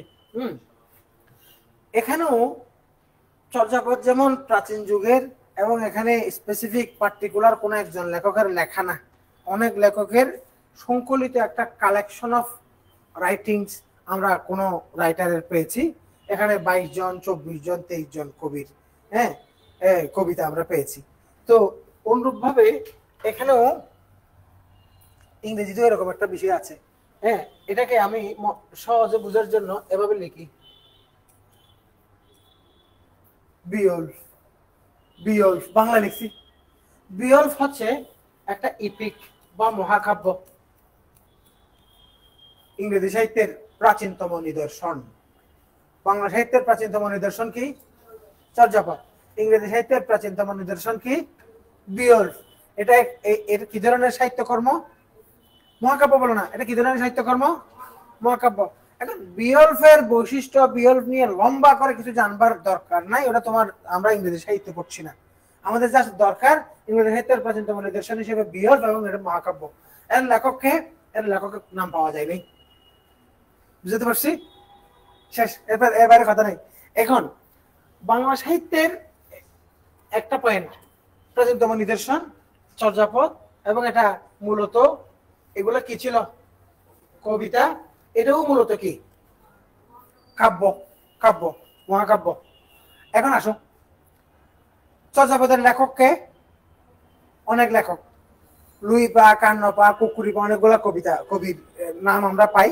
সম্পাদক অন্তত এই কাজটা করেছেন, কবির নামগুলো রেখেছেন। কিন্তু বিয়ল্ফের কোনো কবির নাম পাওয়া যায়নি। এখন বাংলা সাহিত্যের প্রাচীন যুগে কি এই যে পদ্যই লেখা হতো, গদ্যের কোনো কি অস্তিত্ব পাওয়া গেছে? নেই। তাহলে এখানে এখানে একটা বৈশিষ্ট্য হচ্ছে এখানে পদ্য ছিল। এবং ইংরেজি সাহিত্যে কি কোনো গদ্য, যেটাকে আমরা প্রোজ বলি, এ ধরনের কোনো বিষয় কি আসছে কিনা? ইংরেজিতে কিন্তু আসছে। ইংরেজিতে কিং ছিল একজন ইংল্যান্ডের, তার নাম ছিল কিং আলফ্রেড। ওনাকে বলা হয় king Alfred the great. King Alfred the, তিনি রাজা, আবার তিনি ওই সময়ে গদ্য লিখেছেন। ওই সময়ে কি লিখেছেন? গদ্য লিখেছেন। এবং তার লেখা, এই ওনার নাম হচ্ছে কি কিং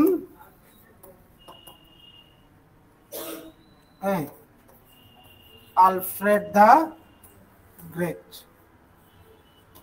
হ্যাঁ, তাহলে এবং ইনি একটা বই লিখেছি, ওনার অনেক ধরনের সৃষ্টিকর্ম আছে, কিন্তু আমরা মনে রাখবো অ্যাংলো স্যাক্সন ক্রনিকেল। অ্যাংলো স্যাক্সন পিরিয়ডের ঘটনা প্রবাহ, হ্যাঁ, ইনি গদ্যে লিখেছিল। এই গদ্যে এই কথা লিখেছিল বলে এই লোকটাকে বলা হয় পাইওনিয়ার অথবা ফাদার অফ ইংলিশ প্রোজ। এখন ওনাকে কি ফাদার বলবো কিনা, এরপরে কি আরেকজনকে বলবো, এই নিয়ে কথা থাকবে। তবু প্রথম গদ্যের সূচনা বা গদ্যের রচনার যে বিষয়, এটা করেছিলেন, যেমন বাংলা সাহিত্য পড়ার সময় বাংলা সাহিত্যের আধুনিক যুগে গদ্যের সূচনা এবং ফোর্ট উইলিয়াম কলেজ প্রতিষ্ঠা, রাম বসু, মৃত্যুঞ্জয় বিদ্যালঙ্কার, এদের নাম আমরা মনে রাখি না? হ্যাঁ, এই যে রাজা প্রতাপাদিত্য চরিত লিখেছিল, এই যে বিষয়গুলো মনে রাখি। ওই হিসাবে ইংরেজি সাহিত্যের যদি একটু করে জানার আগ্রহ থেকে তুমি কিং আলফ্রেড দ্য গ্রেট এবং তার লেখা প্রোজ, এনাকে পাইওনিয়ার অফ ইংলিশ প্রোজ বলতে পারো। পাইওনিয়ার, যিনি পথ দেখিয়েছেন। অথবা যদি ফাদার শব্দটা আসে তখন একটু পরে কথাটা ম্যাচ করে দিব, আমি জাস্ট একটু করে বললাম ওল্ড ইংলিশ পিরিয়ড। তাহলে প্রাচীন যুগে আরো অনেক কিছু আছে, দা C Faraar, the husbands lament, এ ধরনের অনেক কবিতা। তারপরে এই যে কিং আলফ্রেড দ্য গ্রেট এর আরো সৃষ্টিকর্ম আছে, কিন্তু এত অপ্রয়োজনীয় ডিটেলস পড়া মানে মাথার মধ্যে অপ্রয়োজনীয় জিনিস নিয়ে জ্যাম করা। তাহলে প্রাচীন যুগ গেল। এবার তাহলে বাংলা সাহিত্যের মধ্যে গদ্যের কোনো অস্তিত্ব না থাকলেও ইংরেজিতে গদ্য আছে এবং প্রাচীন যুগে আমরা পেয়েছি। আচ্ছা, এরপরে আসো ইংরেজি সাহিত্যের কোন যুগ? মিডল ইংলিশ পিরিয়ড, মধ্যযুগ। হ্যাঁ, এখানেও আমি সময় বাঁচানোর জন্য আমি ওখান থেকে দেখাই, যেন আমি কম সময়ে বেশি কথা বলতে পারি।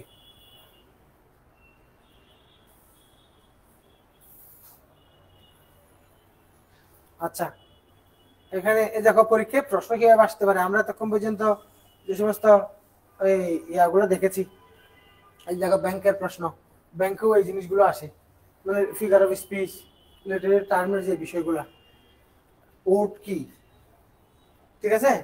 তাহলে এটা এক প্রকার গীতি কবিতার একটা ধরন। এলিগোরিক্যাল অর্থ কি, এই জিনিসগুলো। এই যে এটা ভর্তি পরীক্ষার প্রশ্ন,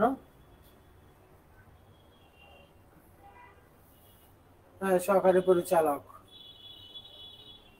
ঠিক আছে? What is the meaning of soliloquy, এগুলো আমি সবগুলো ব্যাখ্যা দিই নাই, এই জাস্ট গুরুত্বপূর্ণ কয়েকটা দেখিয়েছি। আচ্ছা, এখানে হিউজ প্রশ্ন আছে, এটা আমার বইয়ের র ফাইল, মূল ফাইল না। এখন আসো আমরা পরের ধাপে যাচ্ছি। পরের ধাপে আমরা পিরিয়ডস অফ ইংলিশ লিটারেচার পড়েছি, এবং এখানে জিনিসটাকে আমাদের রিভাইজ করার দরকার নেই, আমরা অলরেডি আমাদের কাছে ক্লিয়ার, এবং আমরা ওখানে অনেকবার করে জিনিসটা রিভাইজ করেছি। তুমি সেঞ্চুরিটা মনে রাখার জন্য এক নজর দেখে নিতে পারো। তাহলে ওল্ড ইংলিশ পিরিয়ড আমরা 450 থেকে 1066 আমরা পেলাম। দ্বিতীয় নম্বর মধ্যযুগ, এই সময়টা।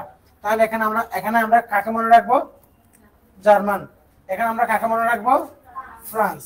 এখানে আমরা মনে রাখবো কাকে? ইতালি। এখানে আমরা একটা বইয়ের নাম মনে রাখবো, লিরিক্যাল ব্যালেন্স, নাকি না? এখানে আমরা মনে রাখবো রাজ তন্ত্র, এখানে হচ্ছে বই, আর এখানে হচ্ছে রানী। হ্যাঁ, এইভাবে আমরা মনে রাখবো।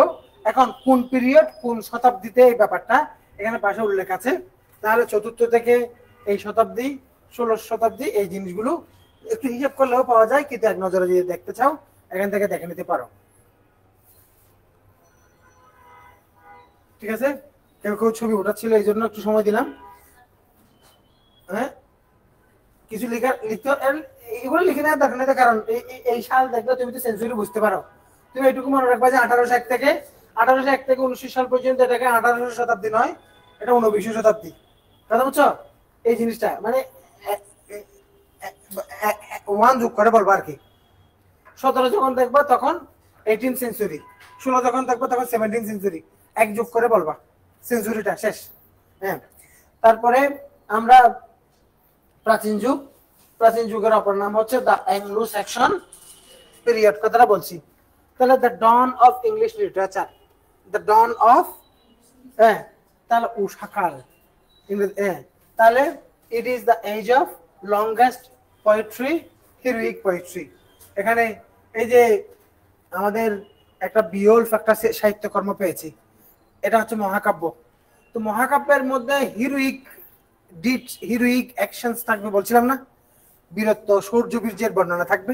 ইপিক মানে কি, এই জন্য এই। তারপরে হচ্ছে মধ্যযুগ, এই মধ্যযুগের এই জিনিসটা একটু দেখি আমরা।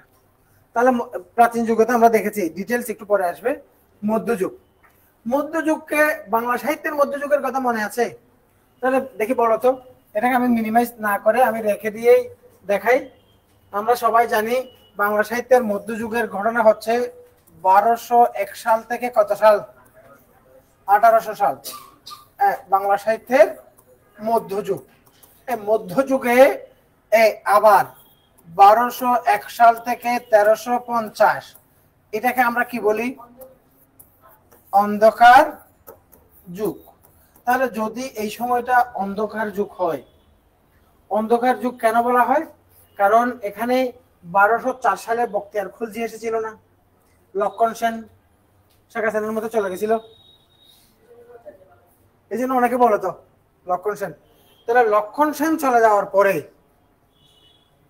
বখতিয়ার খলজির ক্ষমতা দখল, এরপর থেকে এই 150 বছরে তেমন সাহিত্যকর্ম হয় নাই, এই ধরনের একটা কথা প্রচলিত আছে। এখন তুমি আমার একটা যুক্তি দাও, 1201 সালের আগে কি এমন সাহিত্য সৃষ্টি হয়ে ভান্ডার হয়ে গেছে? এই সময়টা অন্ধকার যুগ। এই জন্য বেশিরভাগ সাহিত্যিক এই অন্ধকার যুগটা স্বীকার করেন না, অন্ধকার যুগ স্বীকার করেন না, কারণ এর আগে যদি অনেক হাজারে হাজারে শয়ে শয়ে সাহিত্যকর্ম ছিল, এই 150 বছরে কোনো সাহিত্যকর্ম আসে নাই, 150 বছর পরে এসে এখানে অন্যান্য সাহিত্যকর্মগুলো আসছে এই ধরনের। তাহলে তবু এখানে একটা অন্ধকার যুগ আছে, বাংলা সাহিত্যে একটা অন্ধকার যুগ। কিন্তু পরীক্ষায় স্বীকার করুক না করুক, এটা তো বই পুস্তকে এবং সাহিত্যের ধারা ইতিহাসে এভাবে লেখা হয়েছে। এখানে শেখ সুবোদয়া একটা বই আছে, হলায়ত মিশ্রের রামায় পণ্ডিতের লেখা শূন্য পুরাণ বই আছে এই সময়ে, এই জিনিসগুলো আমরা জানি, পড়েছি। তো বাংলা সাহিত্যে যেমন এই ধরনের অন্ধকার যুগ আছে, মধ্যযুগের ভেতরে ইংরেজি সাহিত্য ও মধ্যযুগের ভেতরে অন্ধকার যুগ আছে। বুঝতে পারছি? এই অন্ধকার যুগের ব্যাপারটা আমরা এখন দেখবো। দেখো ইংরেজি সাহিত্যের মধ্যযুগটা কিরকম, অন্ধকার যুগটা কিভাবে আসছে। এখানে প্রথমে ফরাসিদেরকে পরাজিত করে, এই জার্মানদের পরাজিত করে ফরাসিদের দখল করার পরেই তো মধ্যযুগের সূচনা। হ্যাঁ, প্রাচীন যুগের অপর নাম কি বলছিলাম? Anglo Saxon period. আওয়াজ দাও না। প্রাচীন যুগের অপর নাম কি? Anglo Saxon. স্যাক্সনরা কোন দেশের? জার্মানি। জার্মানের নরম্যান্ডি একটা জায়গার নাম শুনছো? কেউ হলেও শুনছো? নরম্যান্ডি, নরমান, সরি ফরাসি, ফ্রান্সের নরমান একটা গোষ্ঠী বা ফরাসি, এই গোষ্ঠীটা সেকশনদের পরাজিত করে ইংল্যান্ডকে দখল করে। এই জন্য এই যে মধ্যযুগের যে পিরিয়ড, এই পিরিয়ডের প্রথম অংশটাকে বলা হয় অ্যাংলো নরমান পিরিয়ড। প্রাচীন যুগ টোটালটাকে অ্যাংলো সেকশন বলে, কিন্তু মধ্যযুগ টোটালটাকে অ্যাংলো নরমান বলে না। খেয়াল রাখবা, খেয়াল রাখবা। দেখো তাহলে এখানে এই যে দেখো অ্যাংলো নরমান পিরিয়ড, এর নরমান এগুলা কোন দেশের? ফরাসি। আচ্ছা, তাহলে একটা পিরিয়ড তারপরে হচ্ছে দেখো দ্য নরমান ফ্রেঞ্চ পিরিয়ড, দেখছো ফ্রেঞ্চ। এরপরে এখানে একজন বড় কবি, হ্যাঁ, father of modern English poetry বলা হয় তাকে, হ্যাঁ। তাহলে এখানে জিফ্রে সসার, এবং তাকে এই সসারের নাম অনুসারে এই পিরিয়ডটাকে বলা হয় সসারের যুগ। ভালোভাবে খেয়াল করবা, 1066 থেকে 1340, মতান্তরে 1350, আর 1340 বা 50 থেকে 1400 সাল এটাকে সসারের নামে বলা হয়। বাকি অংশটা 1400 থেকে 1500, এই 100 বছর ইংরেজি সাহিত্যের অন্ধকার যুগ। ইংরেজি সাহিত্যের অন্ধকার যুগ একটার সাথে একটা মিলানোর জন্য এত কথা বললাম, না হলে ওটা এত ডিটেইল করে বলার তেমন কঠিন কিছু না। বলো তাহলে প্রাচীন যুগ দেখলাম। প্রাচীন যুগে মনে রাখার জন্য আমরা বাংলা সাহিত্যের সাথে একটা কম্পারিজন দেখেছি। মধ্যযুগে বাংলা সাহিত্যের তুলনায় এখানে একটু বিভাজন বেশি, পিরিয়ডের টেনিউরটা বাংলা সাহিত্যের তুলনায় ছোট, হ্যাঁ। বাংলা সাহিত্যে 1200 থেকে 1800 লম্বা সময়, এখানে কিন্তু 1066 থেকে কত সাল, 1500 সাল, তুলনামূলক একটু কম। এই সময়টাকে আমরা কয় ভাগে ভাগ করেছি? 3 ভাগে। একটু রেসপন্স দাও। Anglo Norman period, age of Chaucer, the dark age, the dark age, the dark age অন্ধকার যুগ, দ্য ব্যারন, ব্যারন মানে বোথা, ঠিক আছে, অনুর্বর, হ্যাঁ। তাহলে এই হচ্ছে কথা। এবার মধ্যযুগ, তাহলে মধ্যযুগের যে সকল সাহিত্যকর্ম বা এই বিষয়গুলো আছে, কি কিছু লাগবে, লিখতে হবে? লিখতে চাচ্ছি না, তাহলে 3টা নাম লিখবে, নিচের গুলো লিখে লম্বা করার দরকার নেই। Anglo Norman period, age of Chaucer, the dark age, 3টি যুগ। তাহলে মধ্যযুগকে আবার 3টি সাব পিরিয়ডে ভাগ করেছে, এইটুকুই কথা। এরপরে আসে রেনেসা। রেনেসার বিভাজন এটা আমি বোর্ডে লিখে দেখাচ্ছি।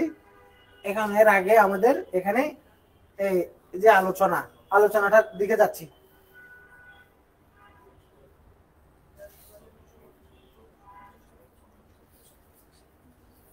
এটা প্রেজেন্টেশন অনেক বড়, এই জিনিসগুলো আমরা দেখলাম।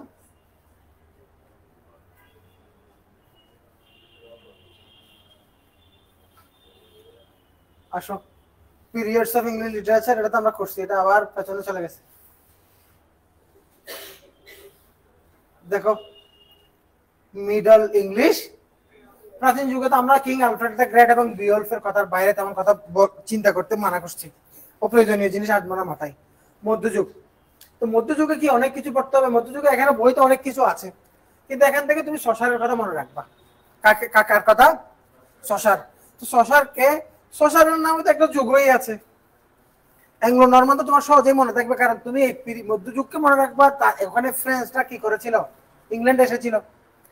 তাহলে ফ্রেঞ্চের এই জাতিগোষ্ঠীর নাম মনে রাখবা, অ্যাংলো সেকশন ছিল ওটার নাম, এটার নাম অ্যাংলো নরমান। আওয়াজ নাই কেন? Anglo Norman. প্রাচীন যুগের নাম কি? Anglo section. মধ্যযুগের প্রথম অংশকে আমরা বলবো অ্যাংলো নরমান। সেকশনরা কোন দেশের? জার্মান। আর নরমানরা কোন দেশের? ফরাসি। আর এই যে অ্যাংলো নরমান টেনিউরটা কত সাল পর্যন্ত বলো? 1066 থেকে 1340, অথবা অনেক মতান্তরে 50। তাহলে 1340, এখানে মোটামুটি একটা লম্বা সময়। এই সময়টাকে আমরা বলবো দ্য অ্যাংলো নরমান পিরিয়ড। আর মাত্র 1340 থেকে 1400 সাল, এই অল্প সময়টাকে আমরা বলবো দ্য এজ অফ সসার। সসারকে, হ্যাঁ, এটা নিয়ে কথা। হ্যাঁ, তারপরে হচ্ছে অন্ধকার যুগ। দেখো এই যে বিষয়টা এখানে আবার করা হয়েছে। এখানে এই যুগে যে সমস্ত রাইটার গুলো আছে, অনেকগুলো রাইটার, এখানে রাইটার গুলো থেকে তোমার কি কি জিনিস মনে রাখতে হবে। এত রাইটার নিয়ে আসার দরকার নাই।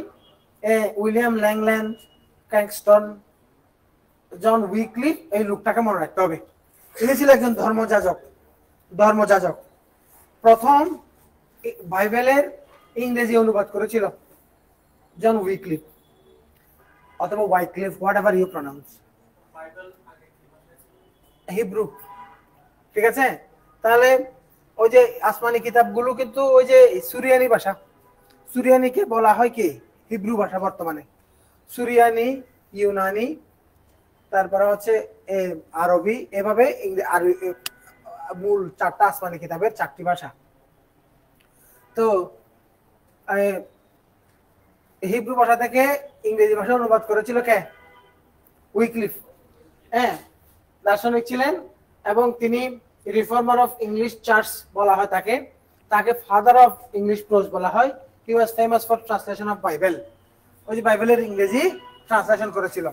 এবং তাহলে এখন দুইজনের কথা পেয়েছ। প্রাচীন যুগে কিং আলফ্রেডের কথা বলেছিলাম, কারণ তিনি প্রোজের পায়োনিয়ার ছিল। প্রোজের ক্ষেত্রে তিনি প্রথম প্রোজের প্রচেষ্টাটা তার মধ্যে ছিল, লিখেছিল। কিন্তু সাকসেসফুলি ওই যে বাংলা গদ্যের, বাংলার ক্ষেত্রে একটু হাজিরা দাও তো। ফোর্ট উইলিয়াম কলেজ প্রতিষ্ঠিত হয় কত সালে? 1800 সালে। বলো, ফোর্ট উইলিয়াম কলেজ প্রতিষ্ঠিত হয় কত সালে? 1800 সালে। বাংলা বিভাগ খোলা হয় কত সালে? 1801 সালে। ফোর্ট উইলিয়াম কলেজের বাংলা বিভাগের প্রধান, এই যে বাংলা বিভাগের সংস্কৃত ভাষা কিছু পণ্ডিতরা এখানে চাকরি করেছে, তারা আনুষ্ঠানিকভাবে বাংলা রচনার কাজ করেছে। হ্যাঁ, এখানে গুরুত্বপূর্ণ কয়েকজনের নাম বলছিলাম না? রামরাম বসু, মৃত্যুঞ্জয় বিদ্যালঙ্কার, তারপরে হচ্ছে এরকম করে উইলিয়াম ক্যারি নিজেও কাজ করছে। এরা প্রাতিষ্ঠানিকভাবে বাংলা গদ্যের কাজ করেছে। কিন্তু বাংলা গদ্যের জনক বলা হচ্ছে কাকে? বিদ্যাসাগরকে বলো না। বাংলা গদ্যের জনক বলা হচ্ছে কাকে?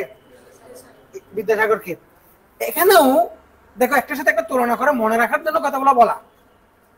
এখানেও প্রাচীন যুগে king Alfred the great Anglo Saxon chronicle লিখেছিল বলেছিলাম। এখানে মধ্যযুগে এসে জন উইক্লিফকে বলা হচ্ছে ফাদার অফ ইংলিশ প্রোজ। তার মানে এই কোয়ালিটি গদ্য লেখার কাজটা ইনি এসে করেছেন। আমি বুঝতে পারছি? মধ্যযুগের এই একজন জন উইক্লিফ, এই নামটা মনে রাখবা। এটা পরীক্ষায় যদি মানে আউট অফ সিলেবাস বা ওভাবে কোনো প্রশ্ন বেসিক থেকে আসে তাহলে আসতে পারে। তাহলে তোমাকে আমি মনে রাখতে বলছিলাম কাকে? Giuffre saucer.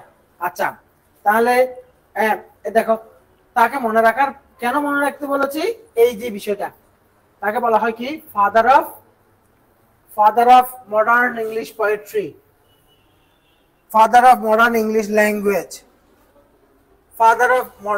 Father of English literature.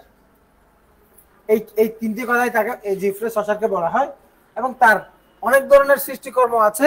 এর মধ্যে আমরা ক্যান্টারবেরি টেলসটাকে মনে রাখবো, এটা আমি দেখাচ্ছি।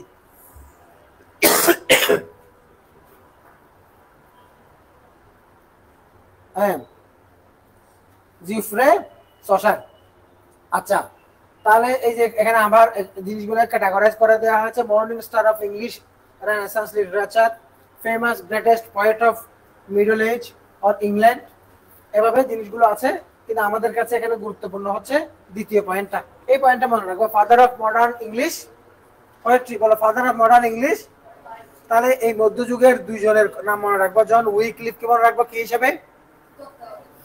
Father of English pros. বলো, ফাদার অফ ইংলিশ নাম কি? জন উইক্লিফ অথবা ওয়াইক্লিফ, উইক্লিফ উচ্চারণটা। তারপরে হচ্ছে জিফ্রে সসারকে বলা হয় father of modern English poetry. এই দুটো কথা মনে রাখবা। এখন জিফ্রে সসারের যে রাইটার হিসেবে তার যে কর্মজীবন, লেখক জীবনকে আমরা তিনটি ভাগে ভাগ করি। এত ডিটেল লাগবে না, ইভেন বিসিএসও যেহেতু মধ্যযুগ নাই, আমরা এখান থেকে জাস্ট পরীক্ষা আসার মতো একটা বইয়ের নামের উপর গুরুত্ব দিব।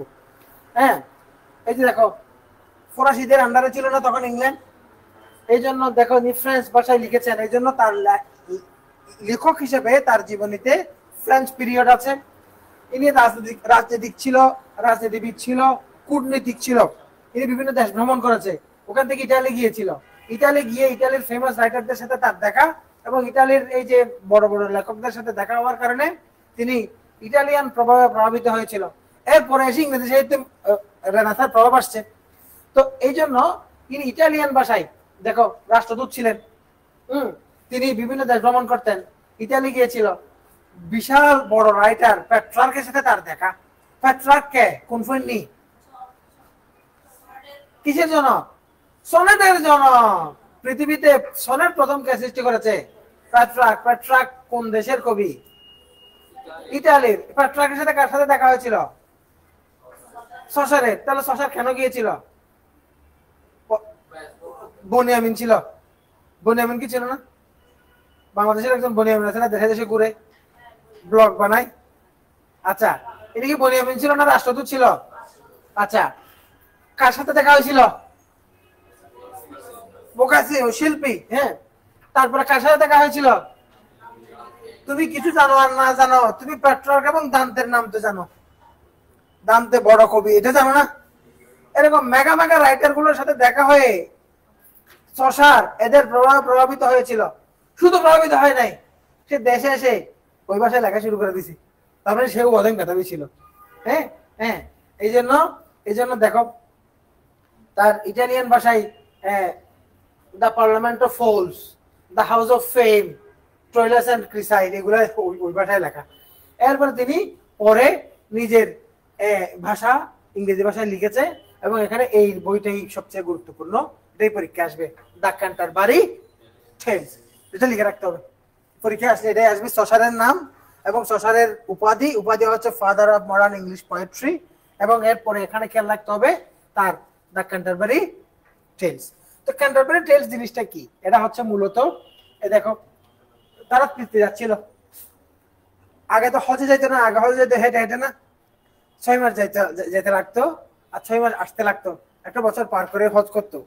হ্যাঁ, তারপরে হচ্ছে বিভিন্ন এরকম তীর্থযাত্রায় যাওয়ার সময় তারা একটা টিম ছিল। তো টিমের মধ্যে তখন তো মোবাইল ছিল না, স্মার্টফোনের রিল এবং শর্টস দেখবে, এই জন্য তাদের মনোটনি কাটার জন্য গল্প বলবে।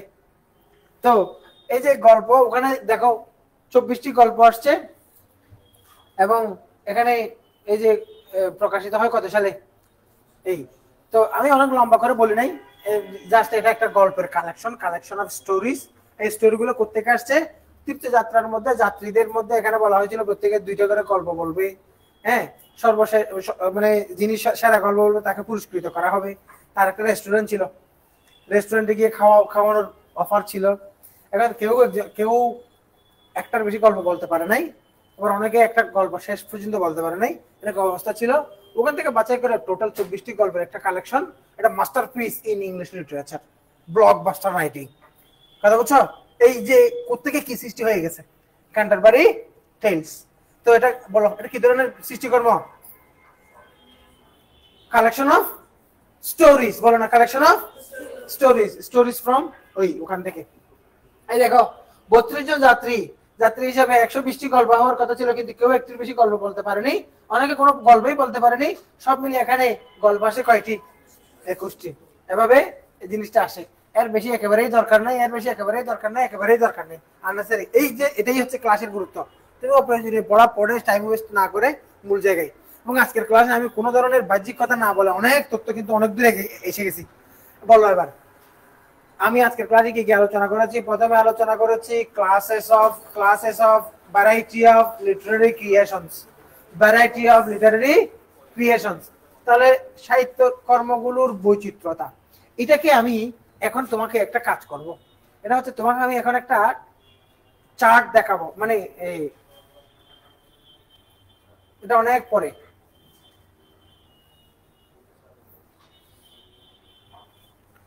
আমার যে প্রথম অংশ, এটা কিন্তু একেবারে কালারফুল, অনেক হিউজ প্রেজেন্টেশন, মানে প্রত্যেকটা লেখক এবং লেখকের ছবি সহ আছে।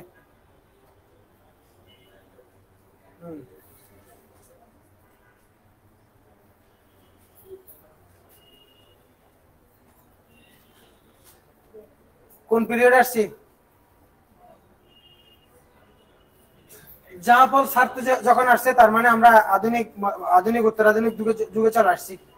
এখানে কোন কোন লেখক আছে দেখো। এই যে নোবেল পুরস্কার পাইছে 18 সালে, ওর কথাও আসছে।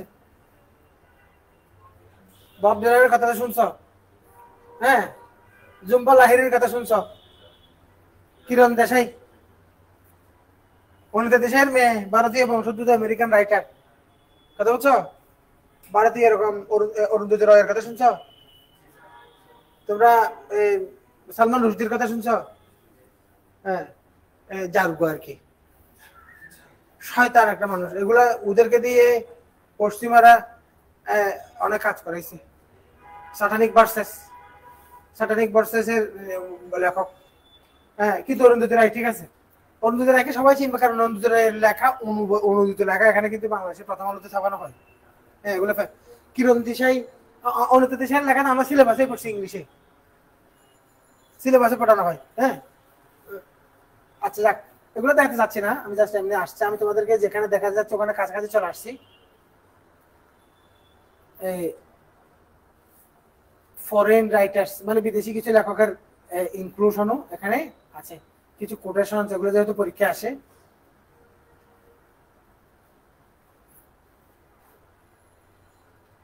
Terms of English Literary creations,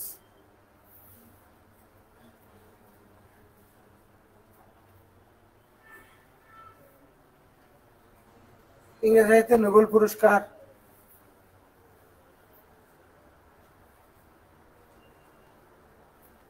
কিরে এটা এটা কি এখানে আদৌ আছে?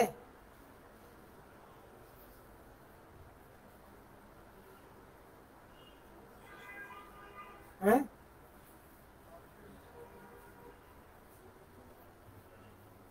দেখছো, ছন্দ যারা অনার্সে পড়ে এদের জন্য এটা খুব ইম্পর্টেন্ট।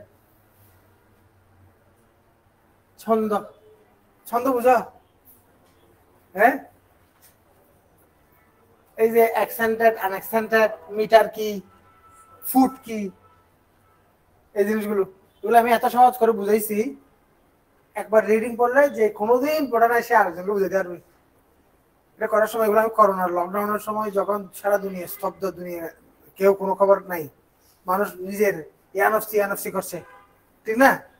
মানে ফেনীতে মানুষ বাবার করোনা হয়েছে, দরজা বন্ধ করে এই রুম থেকে এই রুমে না গিয়ে বাবা মরে গেছে, মনে নাই? মানুষ আমরা, আমরা তো আসলে জানোয়ার, আমরা জাস্ট একটা মনুষ্যত্বের ভেসে উপরে থাকি, ভেতরে সবাই জানোয়ার, ঠিক না? হ্যাঁ তাহলে এই যে এই জিনিসগুলো খুব সুন্দর করে দেখাইছি। ফুট, 1 ফুট 1 ফুট, 3টা ফুট মিলে কি হয়, হ্যাঁ খুব ইয়া করে না। ওই ওই গ্রাফটা মনে হয় এখানে নাই, আমি যেটা চেষ্টা করছি বা কষ্ট করছি, আচ্ছা পাইছি, এই তো।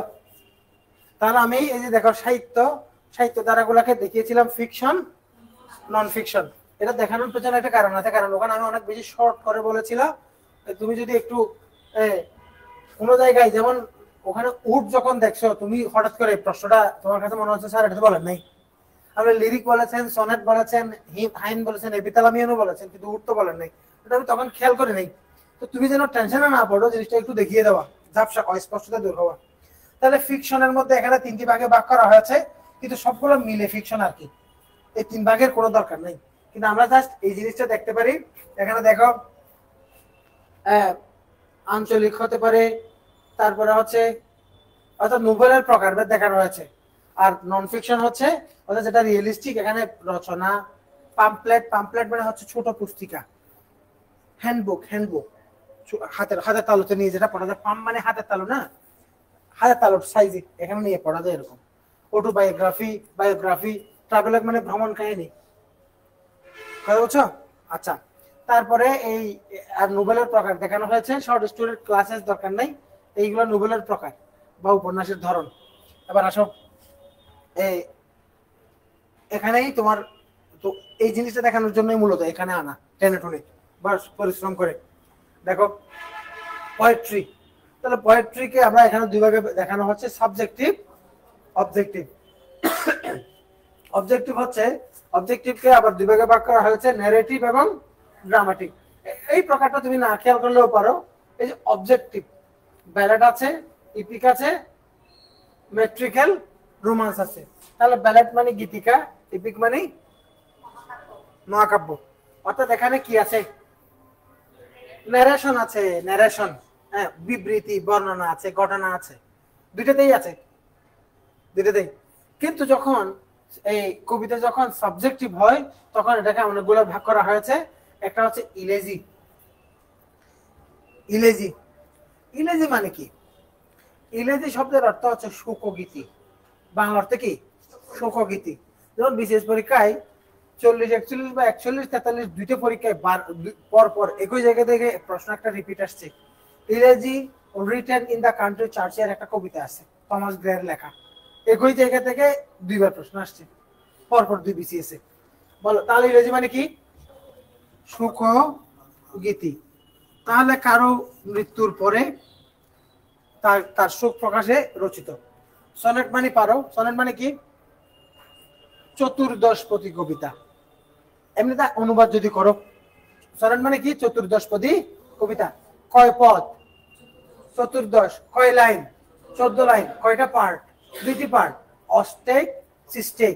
অষ্টক শতক। প্রথমে কয় লাইন? 8 লাইন। পরে কয় লাইন? 6 লাইন। প্রথম 8 লাইনে কি থাকে? প্রবলেম,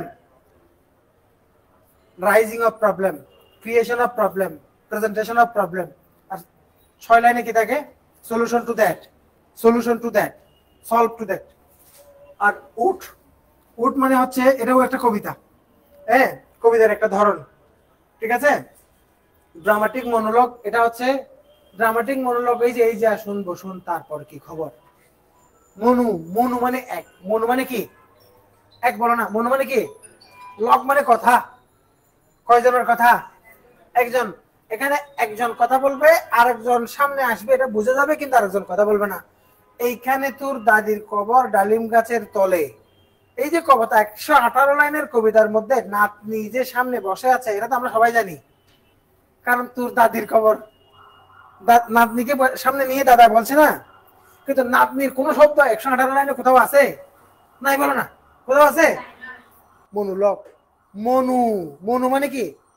এক বল, এক বলো না। মনু মানে কি? লক মানে কি? কথা, একজনের কথা মনে রাখার জন্য বললাম। একজন কথা বলবে, কি আরেকজন শুধু শুনবে। এই যে আসুন, বসুন, তারপর কি খবর। একটু ফটোগ্রাফ কবিতা দেখো নাই শামসুর রহমানের? হ্যাঁ, তাহলে এই যে ড্রামাটিক মনোলগ একটা কবিতা আছে, হ্যাঁ, এই ড্রামাটিক মনোলগ কবিতাটা আমরা পড়ছিলাম এখানে। তার বউ,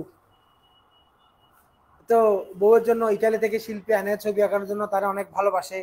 এখন বউ যে আরেকজনের সাথে হাসে। বউ বিয়ে করছিল সাধারণ ঘরের ডিউক, ইংল্যান্ডের রাজা। এখন ডিউকের বউকে সাধারণ ঘরের মেয়ে। এখন সাধারণ ঘরের মেয়ের মধ্যে একটা সিম্পলিসিটি থাকবে না? এখন সারল্য থেকে, সরলতা থেকে সে অন্যের সাথে হাসে। এখন রাজা তাকে এত বেশি ভালোবাসে, সে অন্যের সাথে হাসে, এটা সহ্য করতে পারে না। এখন তার হাসির মধ্যে তো কিন্তু নাই, সে তার প্রেমে পড়ে কোন বাঁকা ঠুট বাঁকা হাসি হাসে না। এখন শিল্পী এনেছে, তুমি বসো, আপনি বসুন, চুলটা এদিকে দেন, একটু করে হাসুন, আপনাকে দেখে আমি ছবিটা আঁকবো। এখন শিল্পীর ছবি আঁকার সুবিধার্থে রানী বসে হাসছে। এখন রাজা মাইন্ড করছে, হাসছে কেন? কথা বলছো কিনা? তারপরে হচ্ছে এই রানী বলছে, বাগান থেকে মালিকে বলছে ফুল তুলে আনো। মালি এক ঝুড়ি ফুল এনে রানীকে দিচ্ছে। রানী ফুলটা নেওয়ার সময় হেসে ফুলটা নিছে। মালির সাথে হাসছে কেন? রাজার একটা জেলাস লাগছে, এত জেলাস, রানীকে ধরে গলা চেপে ধরে মেরে ফেলছে। কি ভয়ানক ভালোবাসা! কথা হচ্ছে, এইটা হচ্ছে কবিতা মনোলগ। হ্যাঁ, তাহলে ড্রামাটিক মনোলগ। আর এটা তো আমি তোমাকে বলছি, এটাকে আমরা কি বলি? হাম। আর এটা হচ্ছে কি? বিবাহ গীতি। তাহলে এটা হচ্ছে চতুর্দশ পদী কবিতা। আর এটা হচ্ছে শুক গীতি। এটা হচ্ছে গাথা অথবা গীতিকা। এটাকেও তুমি গীতি কবিতাই বলবা। কথা বুঝছো? এটাও এক প্রকার গীতি কবিতা। আর নাটকের ক্ষেত্রে প্রকার আছে, কিন্তু এই দুইটা মেজর প্রকারকে মনে রাখলে হবে, অথবা 3টি প্রকারকে মনে রাখতে পারো, কমেডি, ট্রাজেডি, আর একটা ধরন আছে ট্রাজি কমেডি। আবার কমেডি, ট্রাজেডি, ট্রাজি কমেডি। এই যে চার্ট, এটা হচ্ছে একটা বই থেকে নিয়েছিলাম, বিসিএফ ইংলিশ লিটারেচার একটা বই আছে ছোট, ওটা থেকেই নিয়েছি। একটু স্পষ্ট করে ঝরঝর করে প্রেজেন্টেশনটা দেওয়া হয়েছে এইটুকুই। আর এটা হচ্ছে ক্রিটিসিজম। এই তাহলে তোমাদের ছবি তুলতে হলে তোমাকে এভাবে নিতে হবে, মানে পুরোটা যেন একসাথে আসে। জুম করে নাও। ক্লাস কি 1 ঘন্টার বেশি হয়ে গেছে? আচ্ছা, তাহলে এবার আমাকে একটু 1 মিনিট একটু সামারি দাও। আজকে কয়টা ধাপে কথা বলছি? 3 ধাপে। প্রথম ধাপে বলেছি কি? Literary genre. উচ্চারণ কি? জেনার্স না। তুমি এখন গুগলে লিখে, গুগলের ভয়েসের মধ্যে গুতা মারো, উচ্চারণ আসবে কি? Genre, genre. কথা বুঝছো? হ্যাঁ, তাহলে আমরা প্রথমে লিটারেরি জনরাটা দেখেছি, আবার শেষেও একবার রিভাইজ করেছি।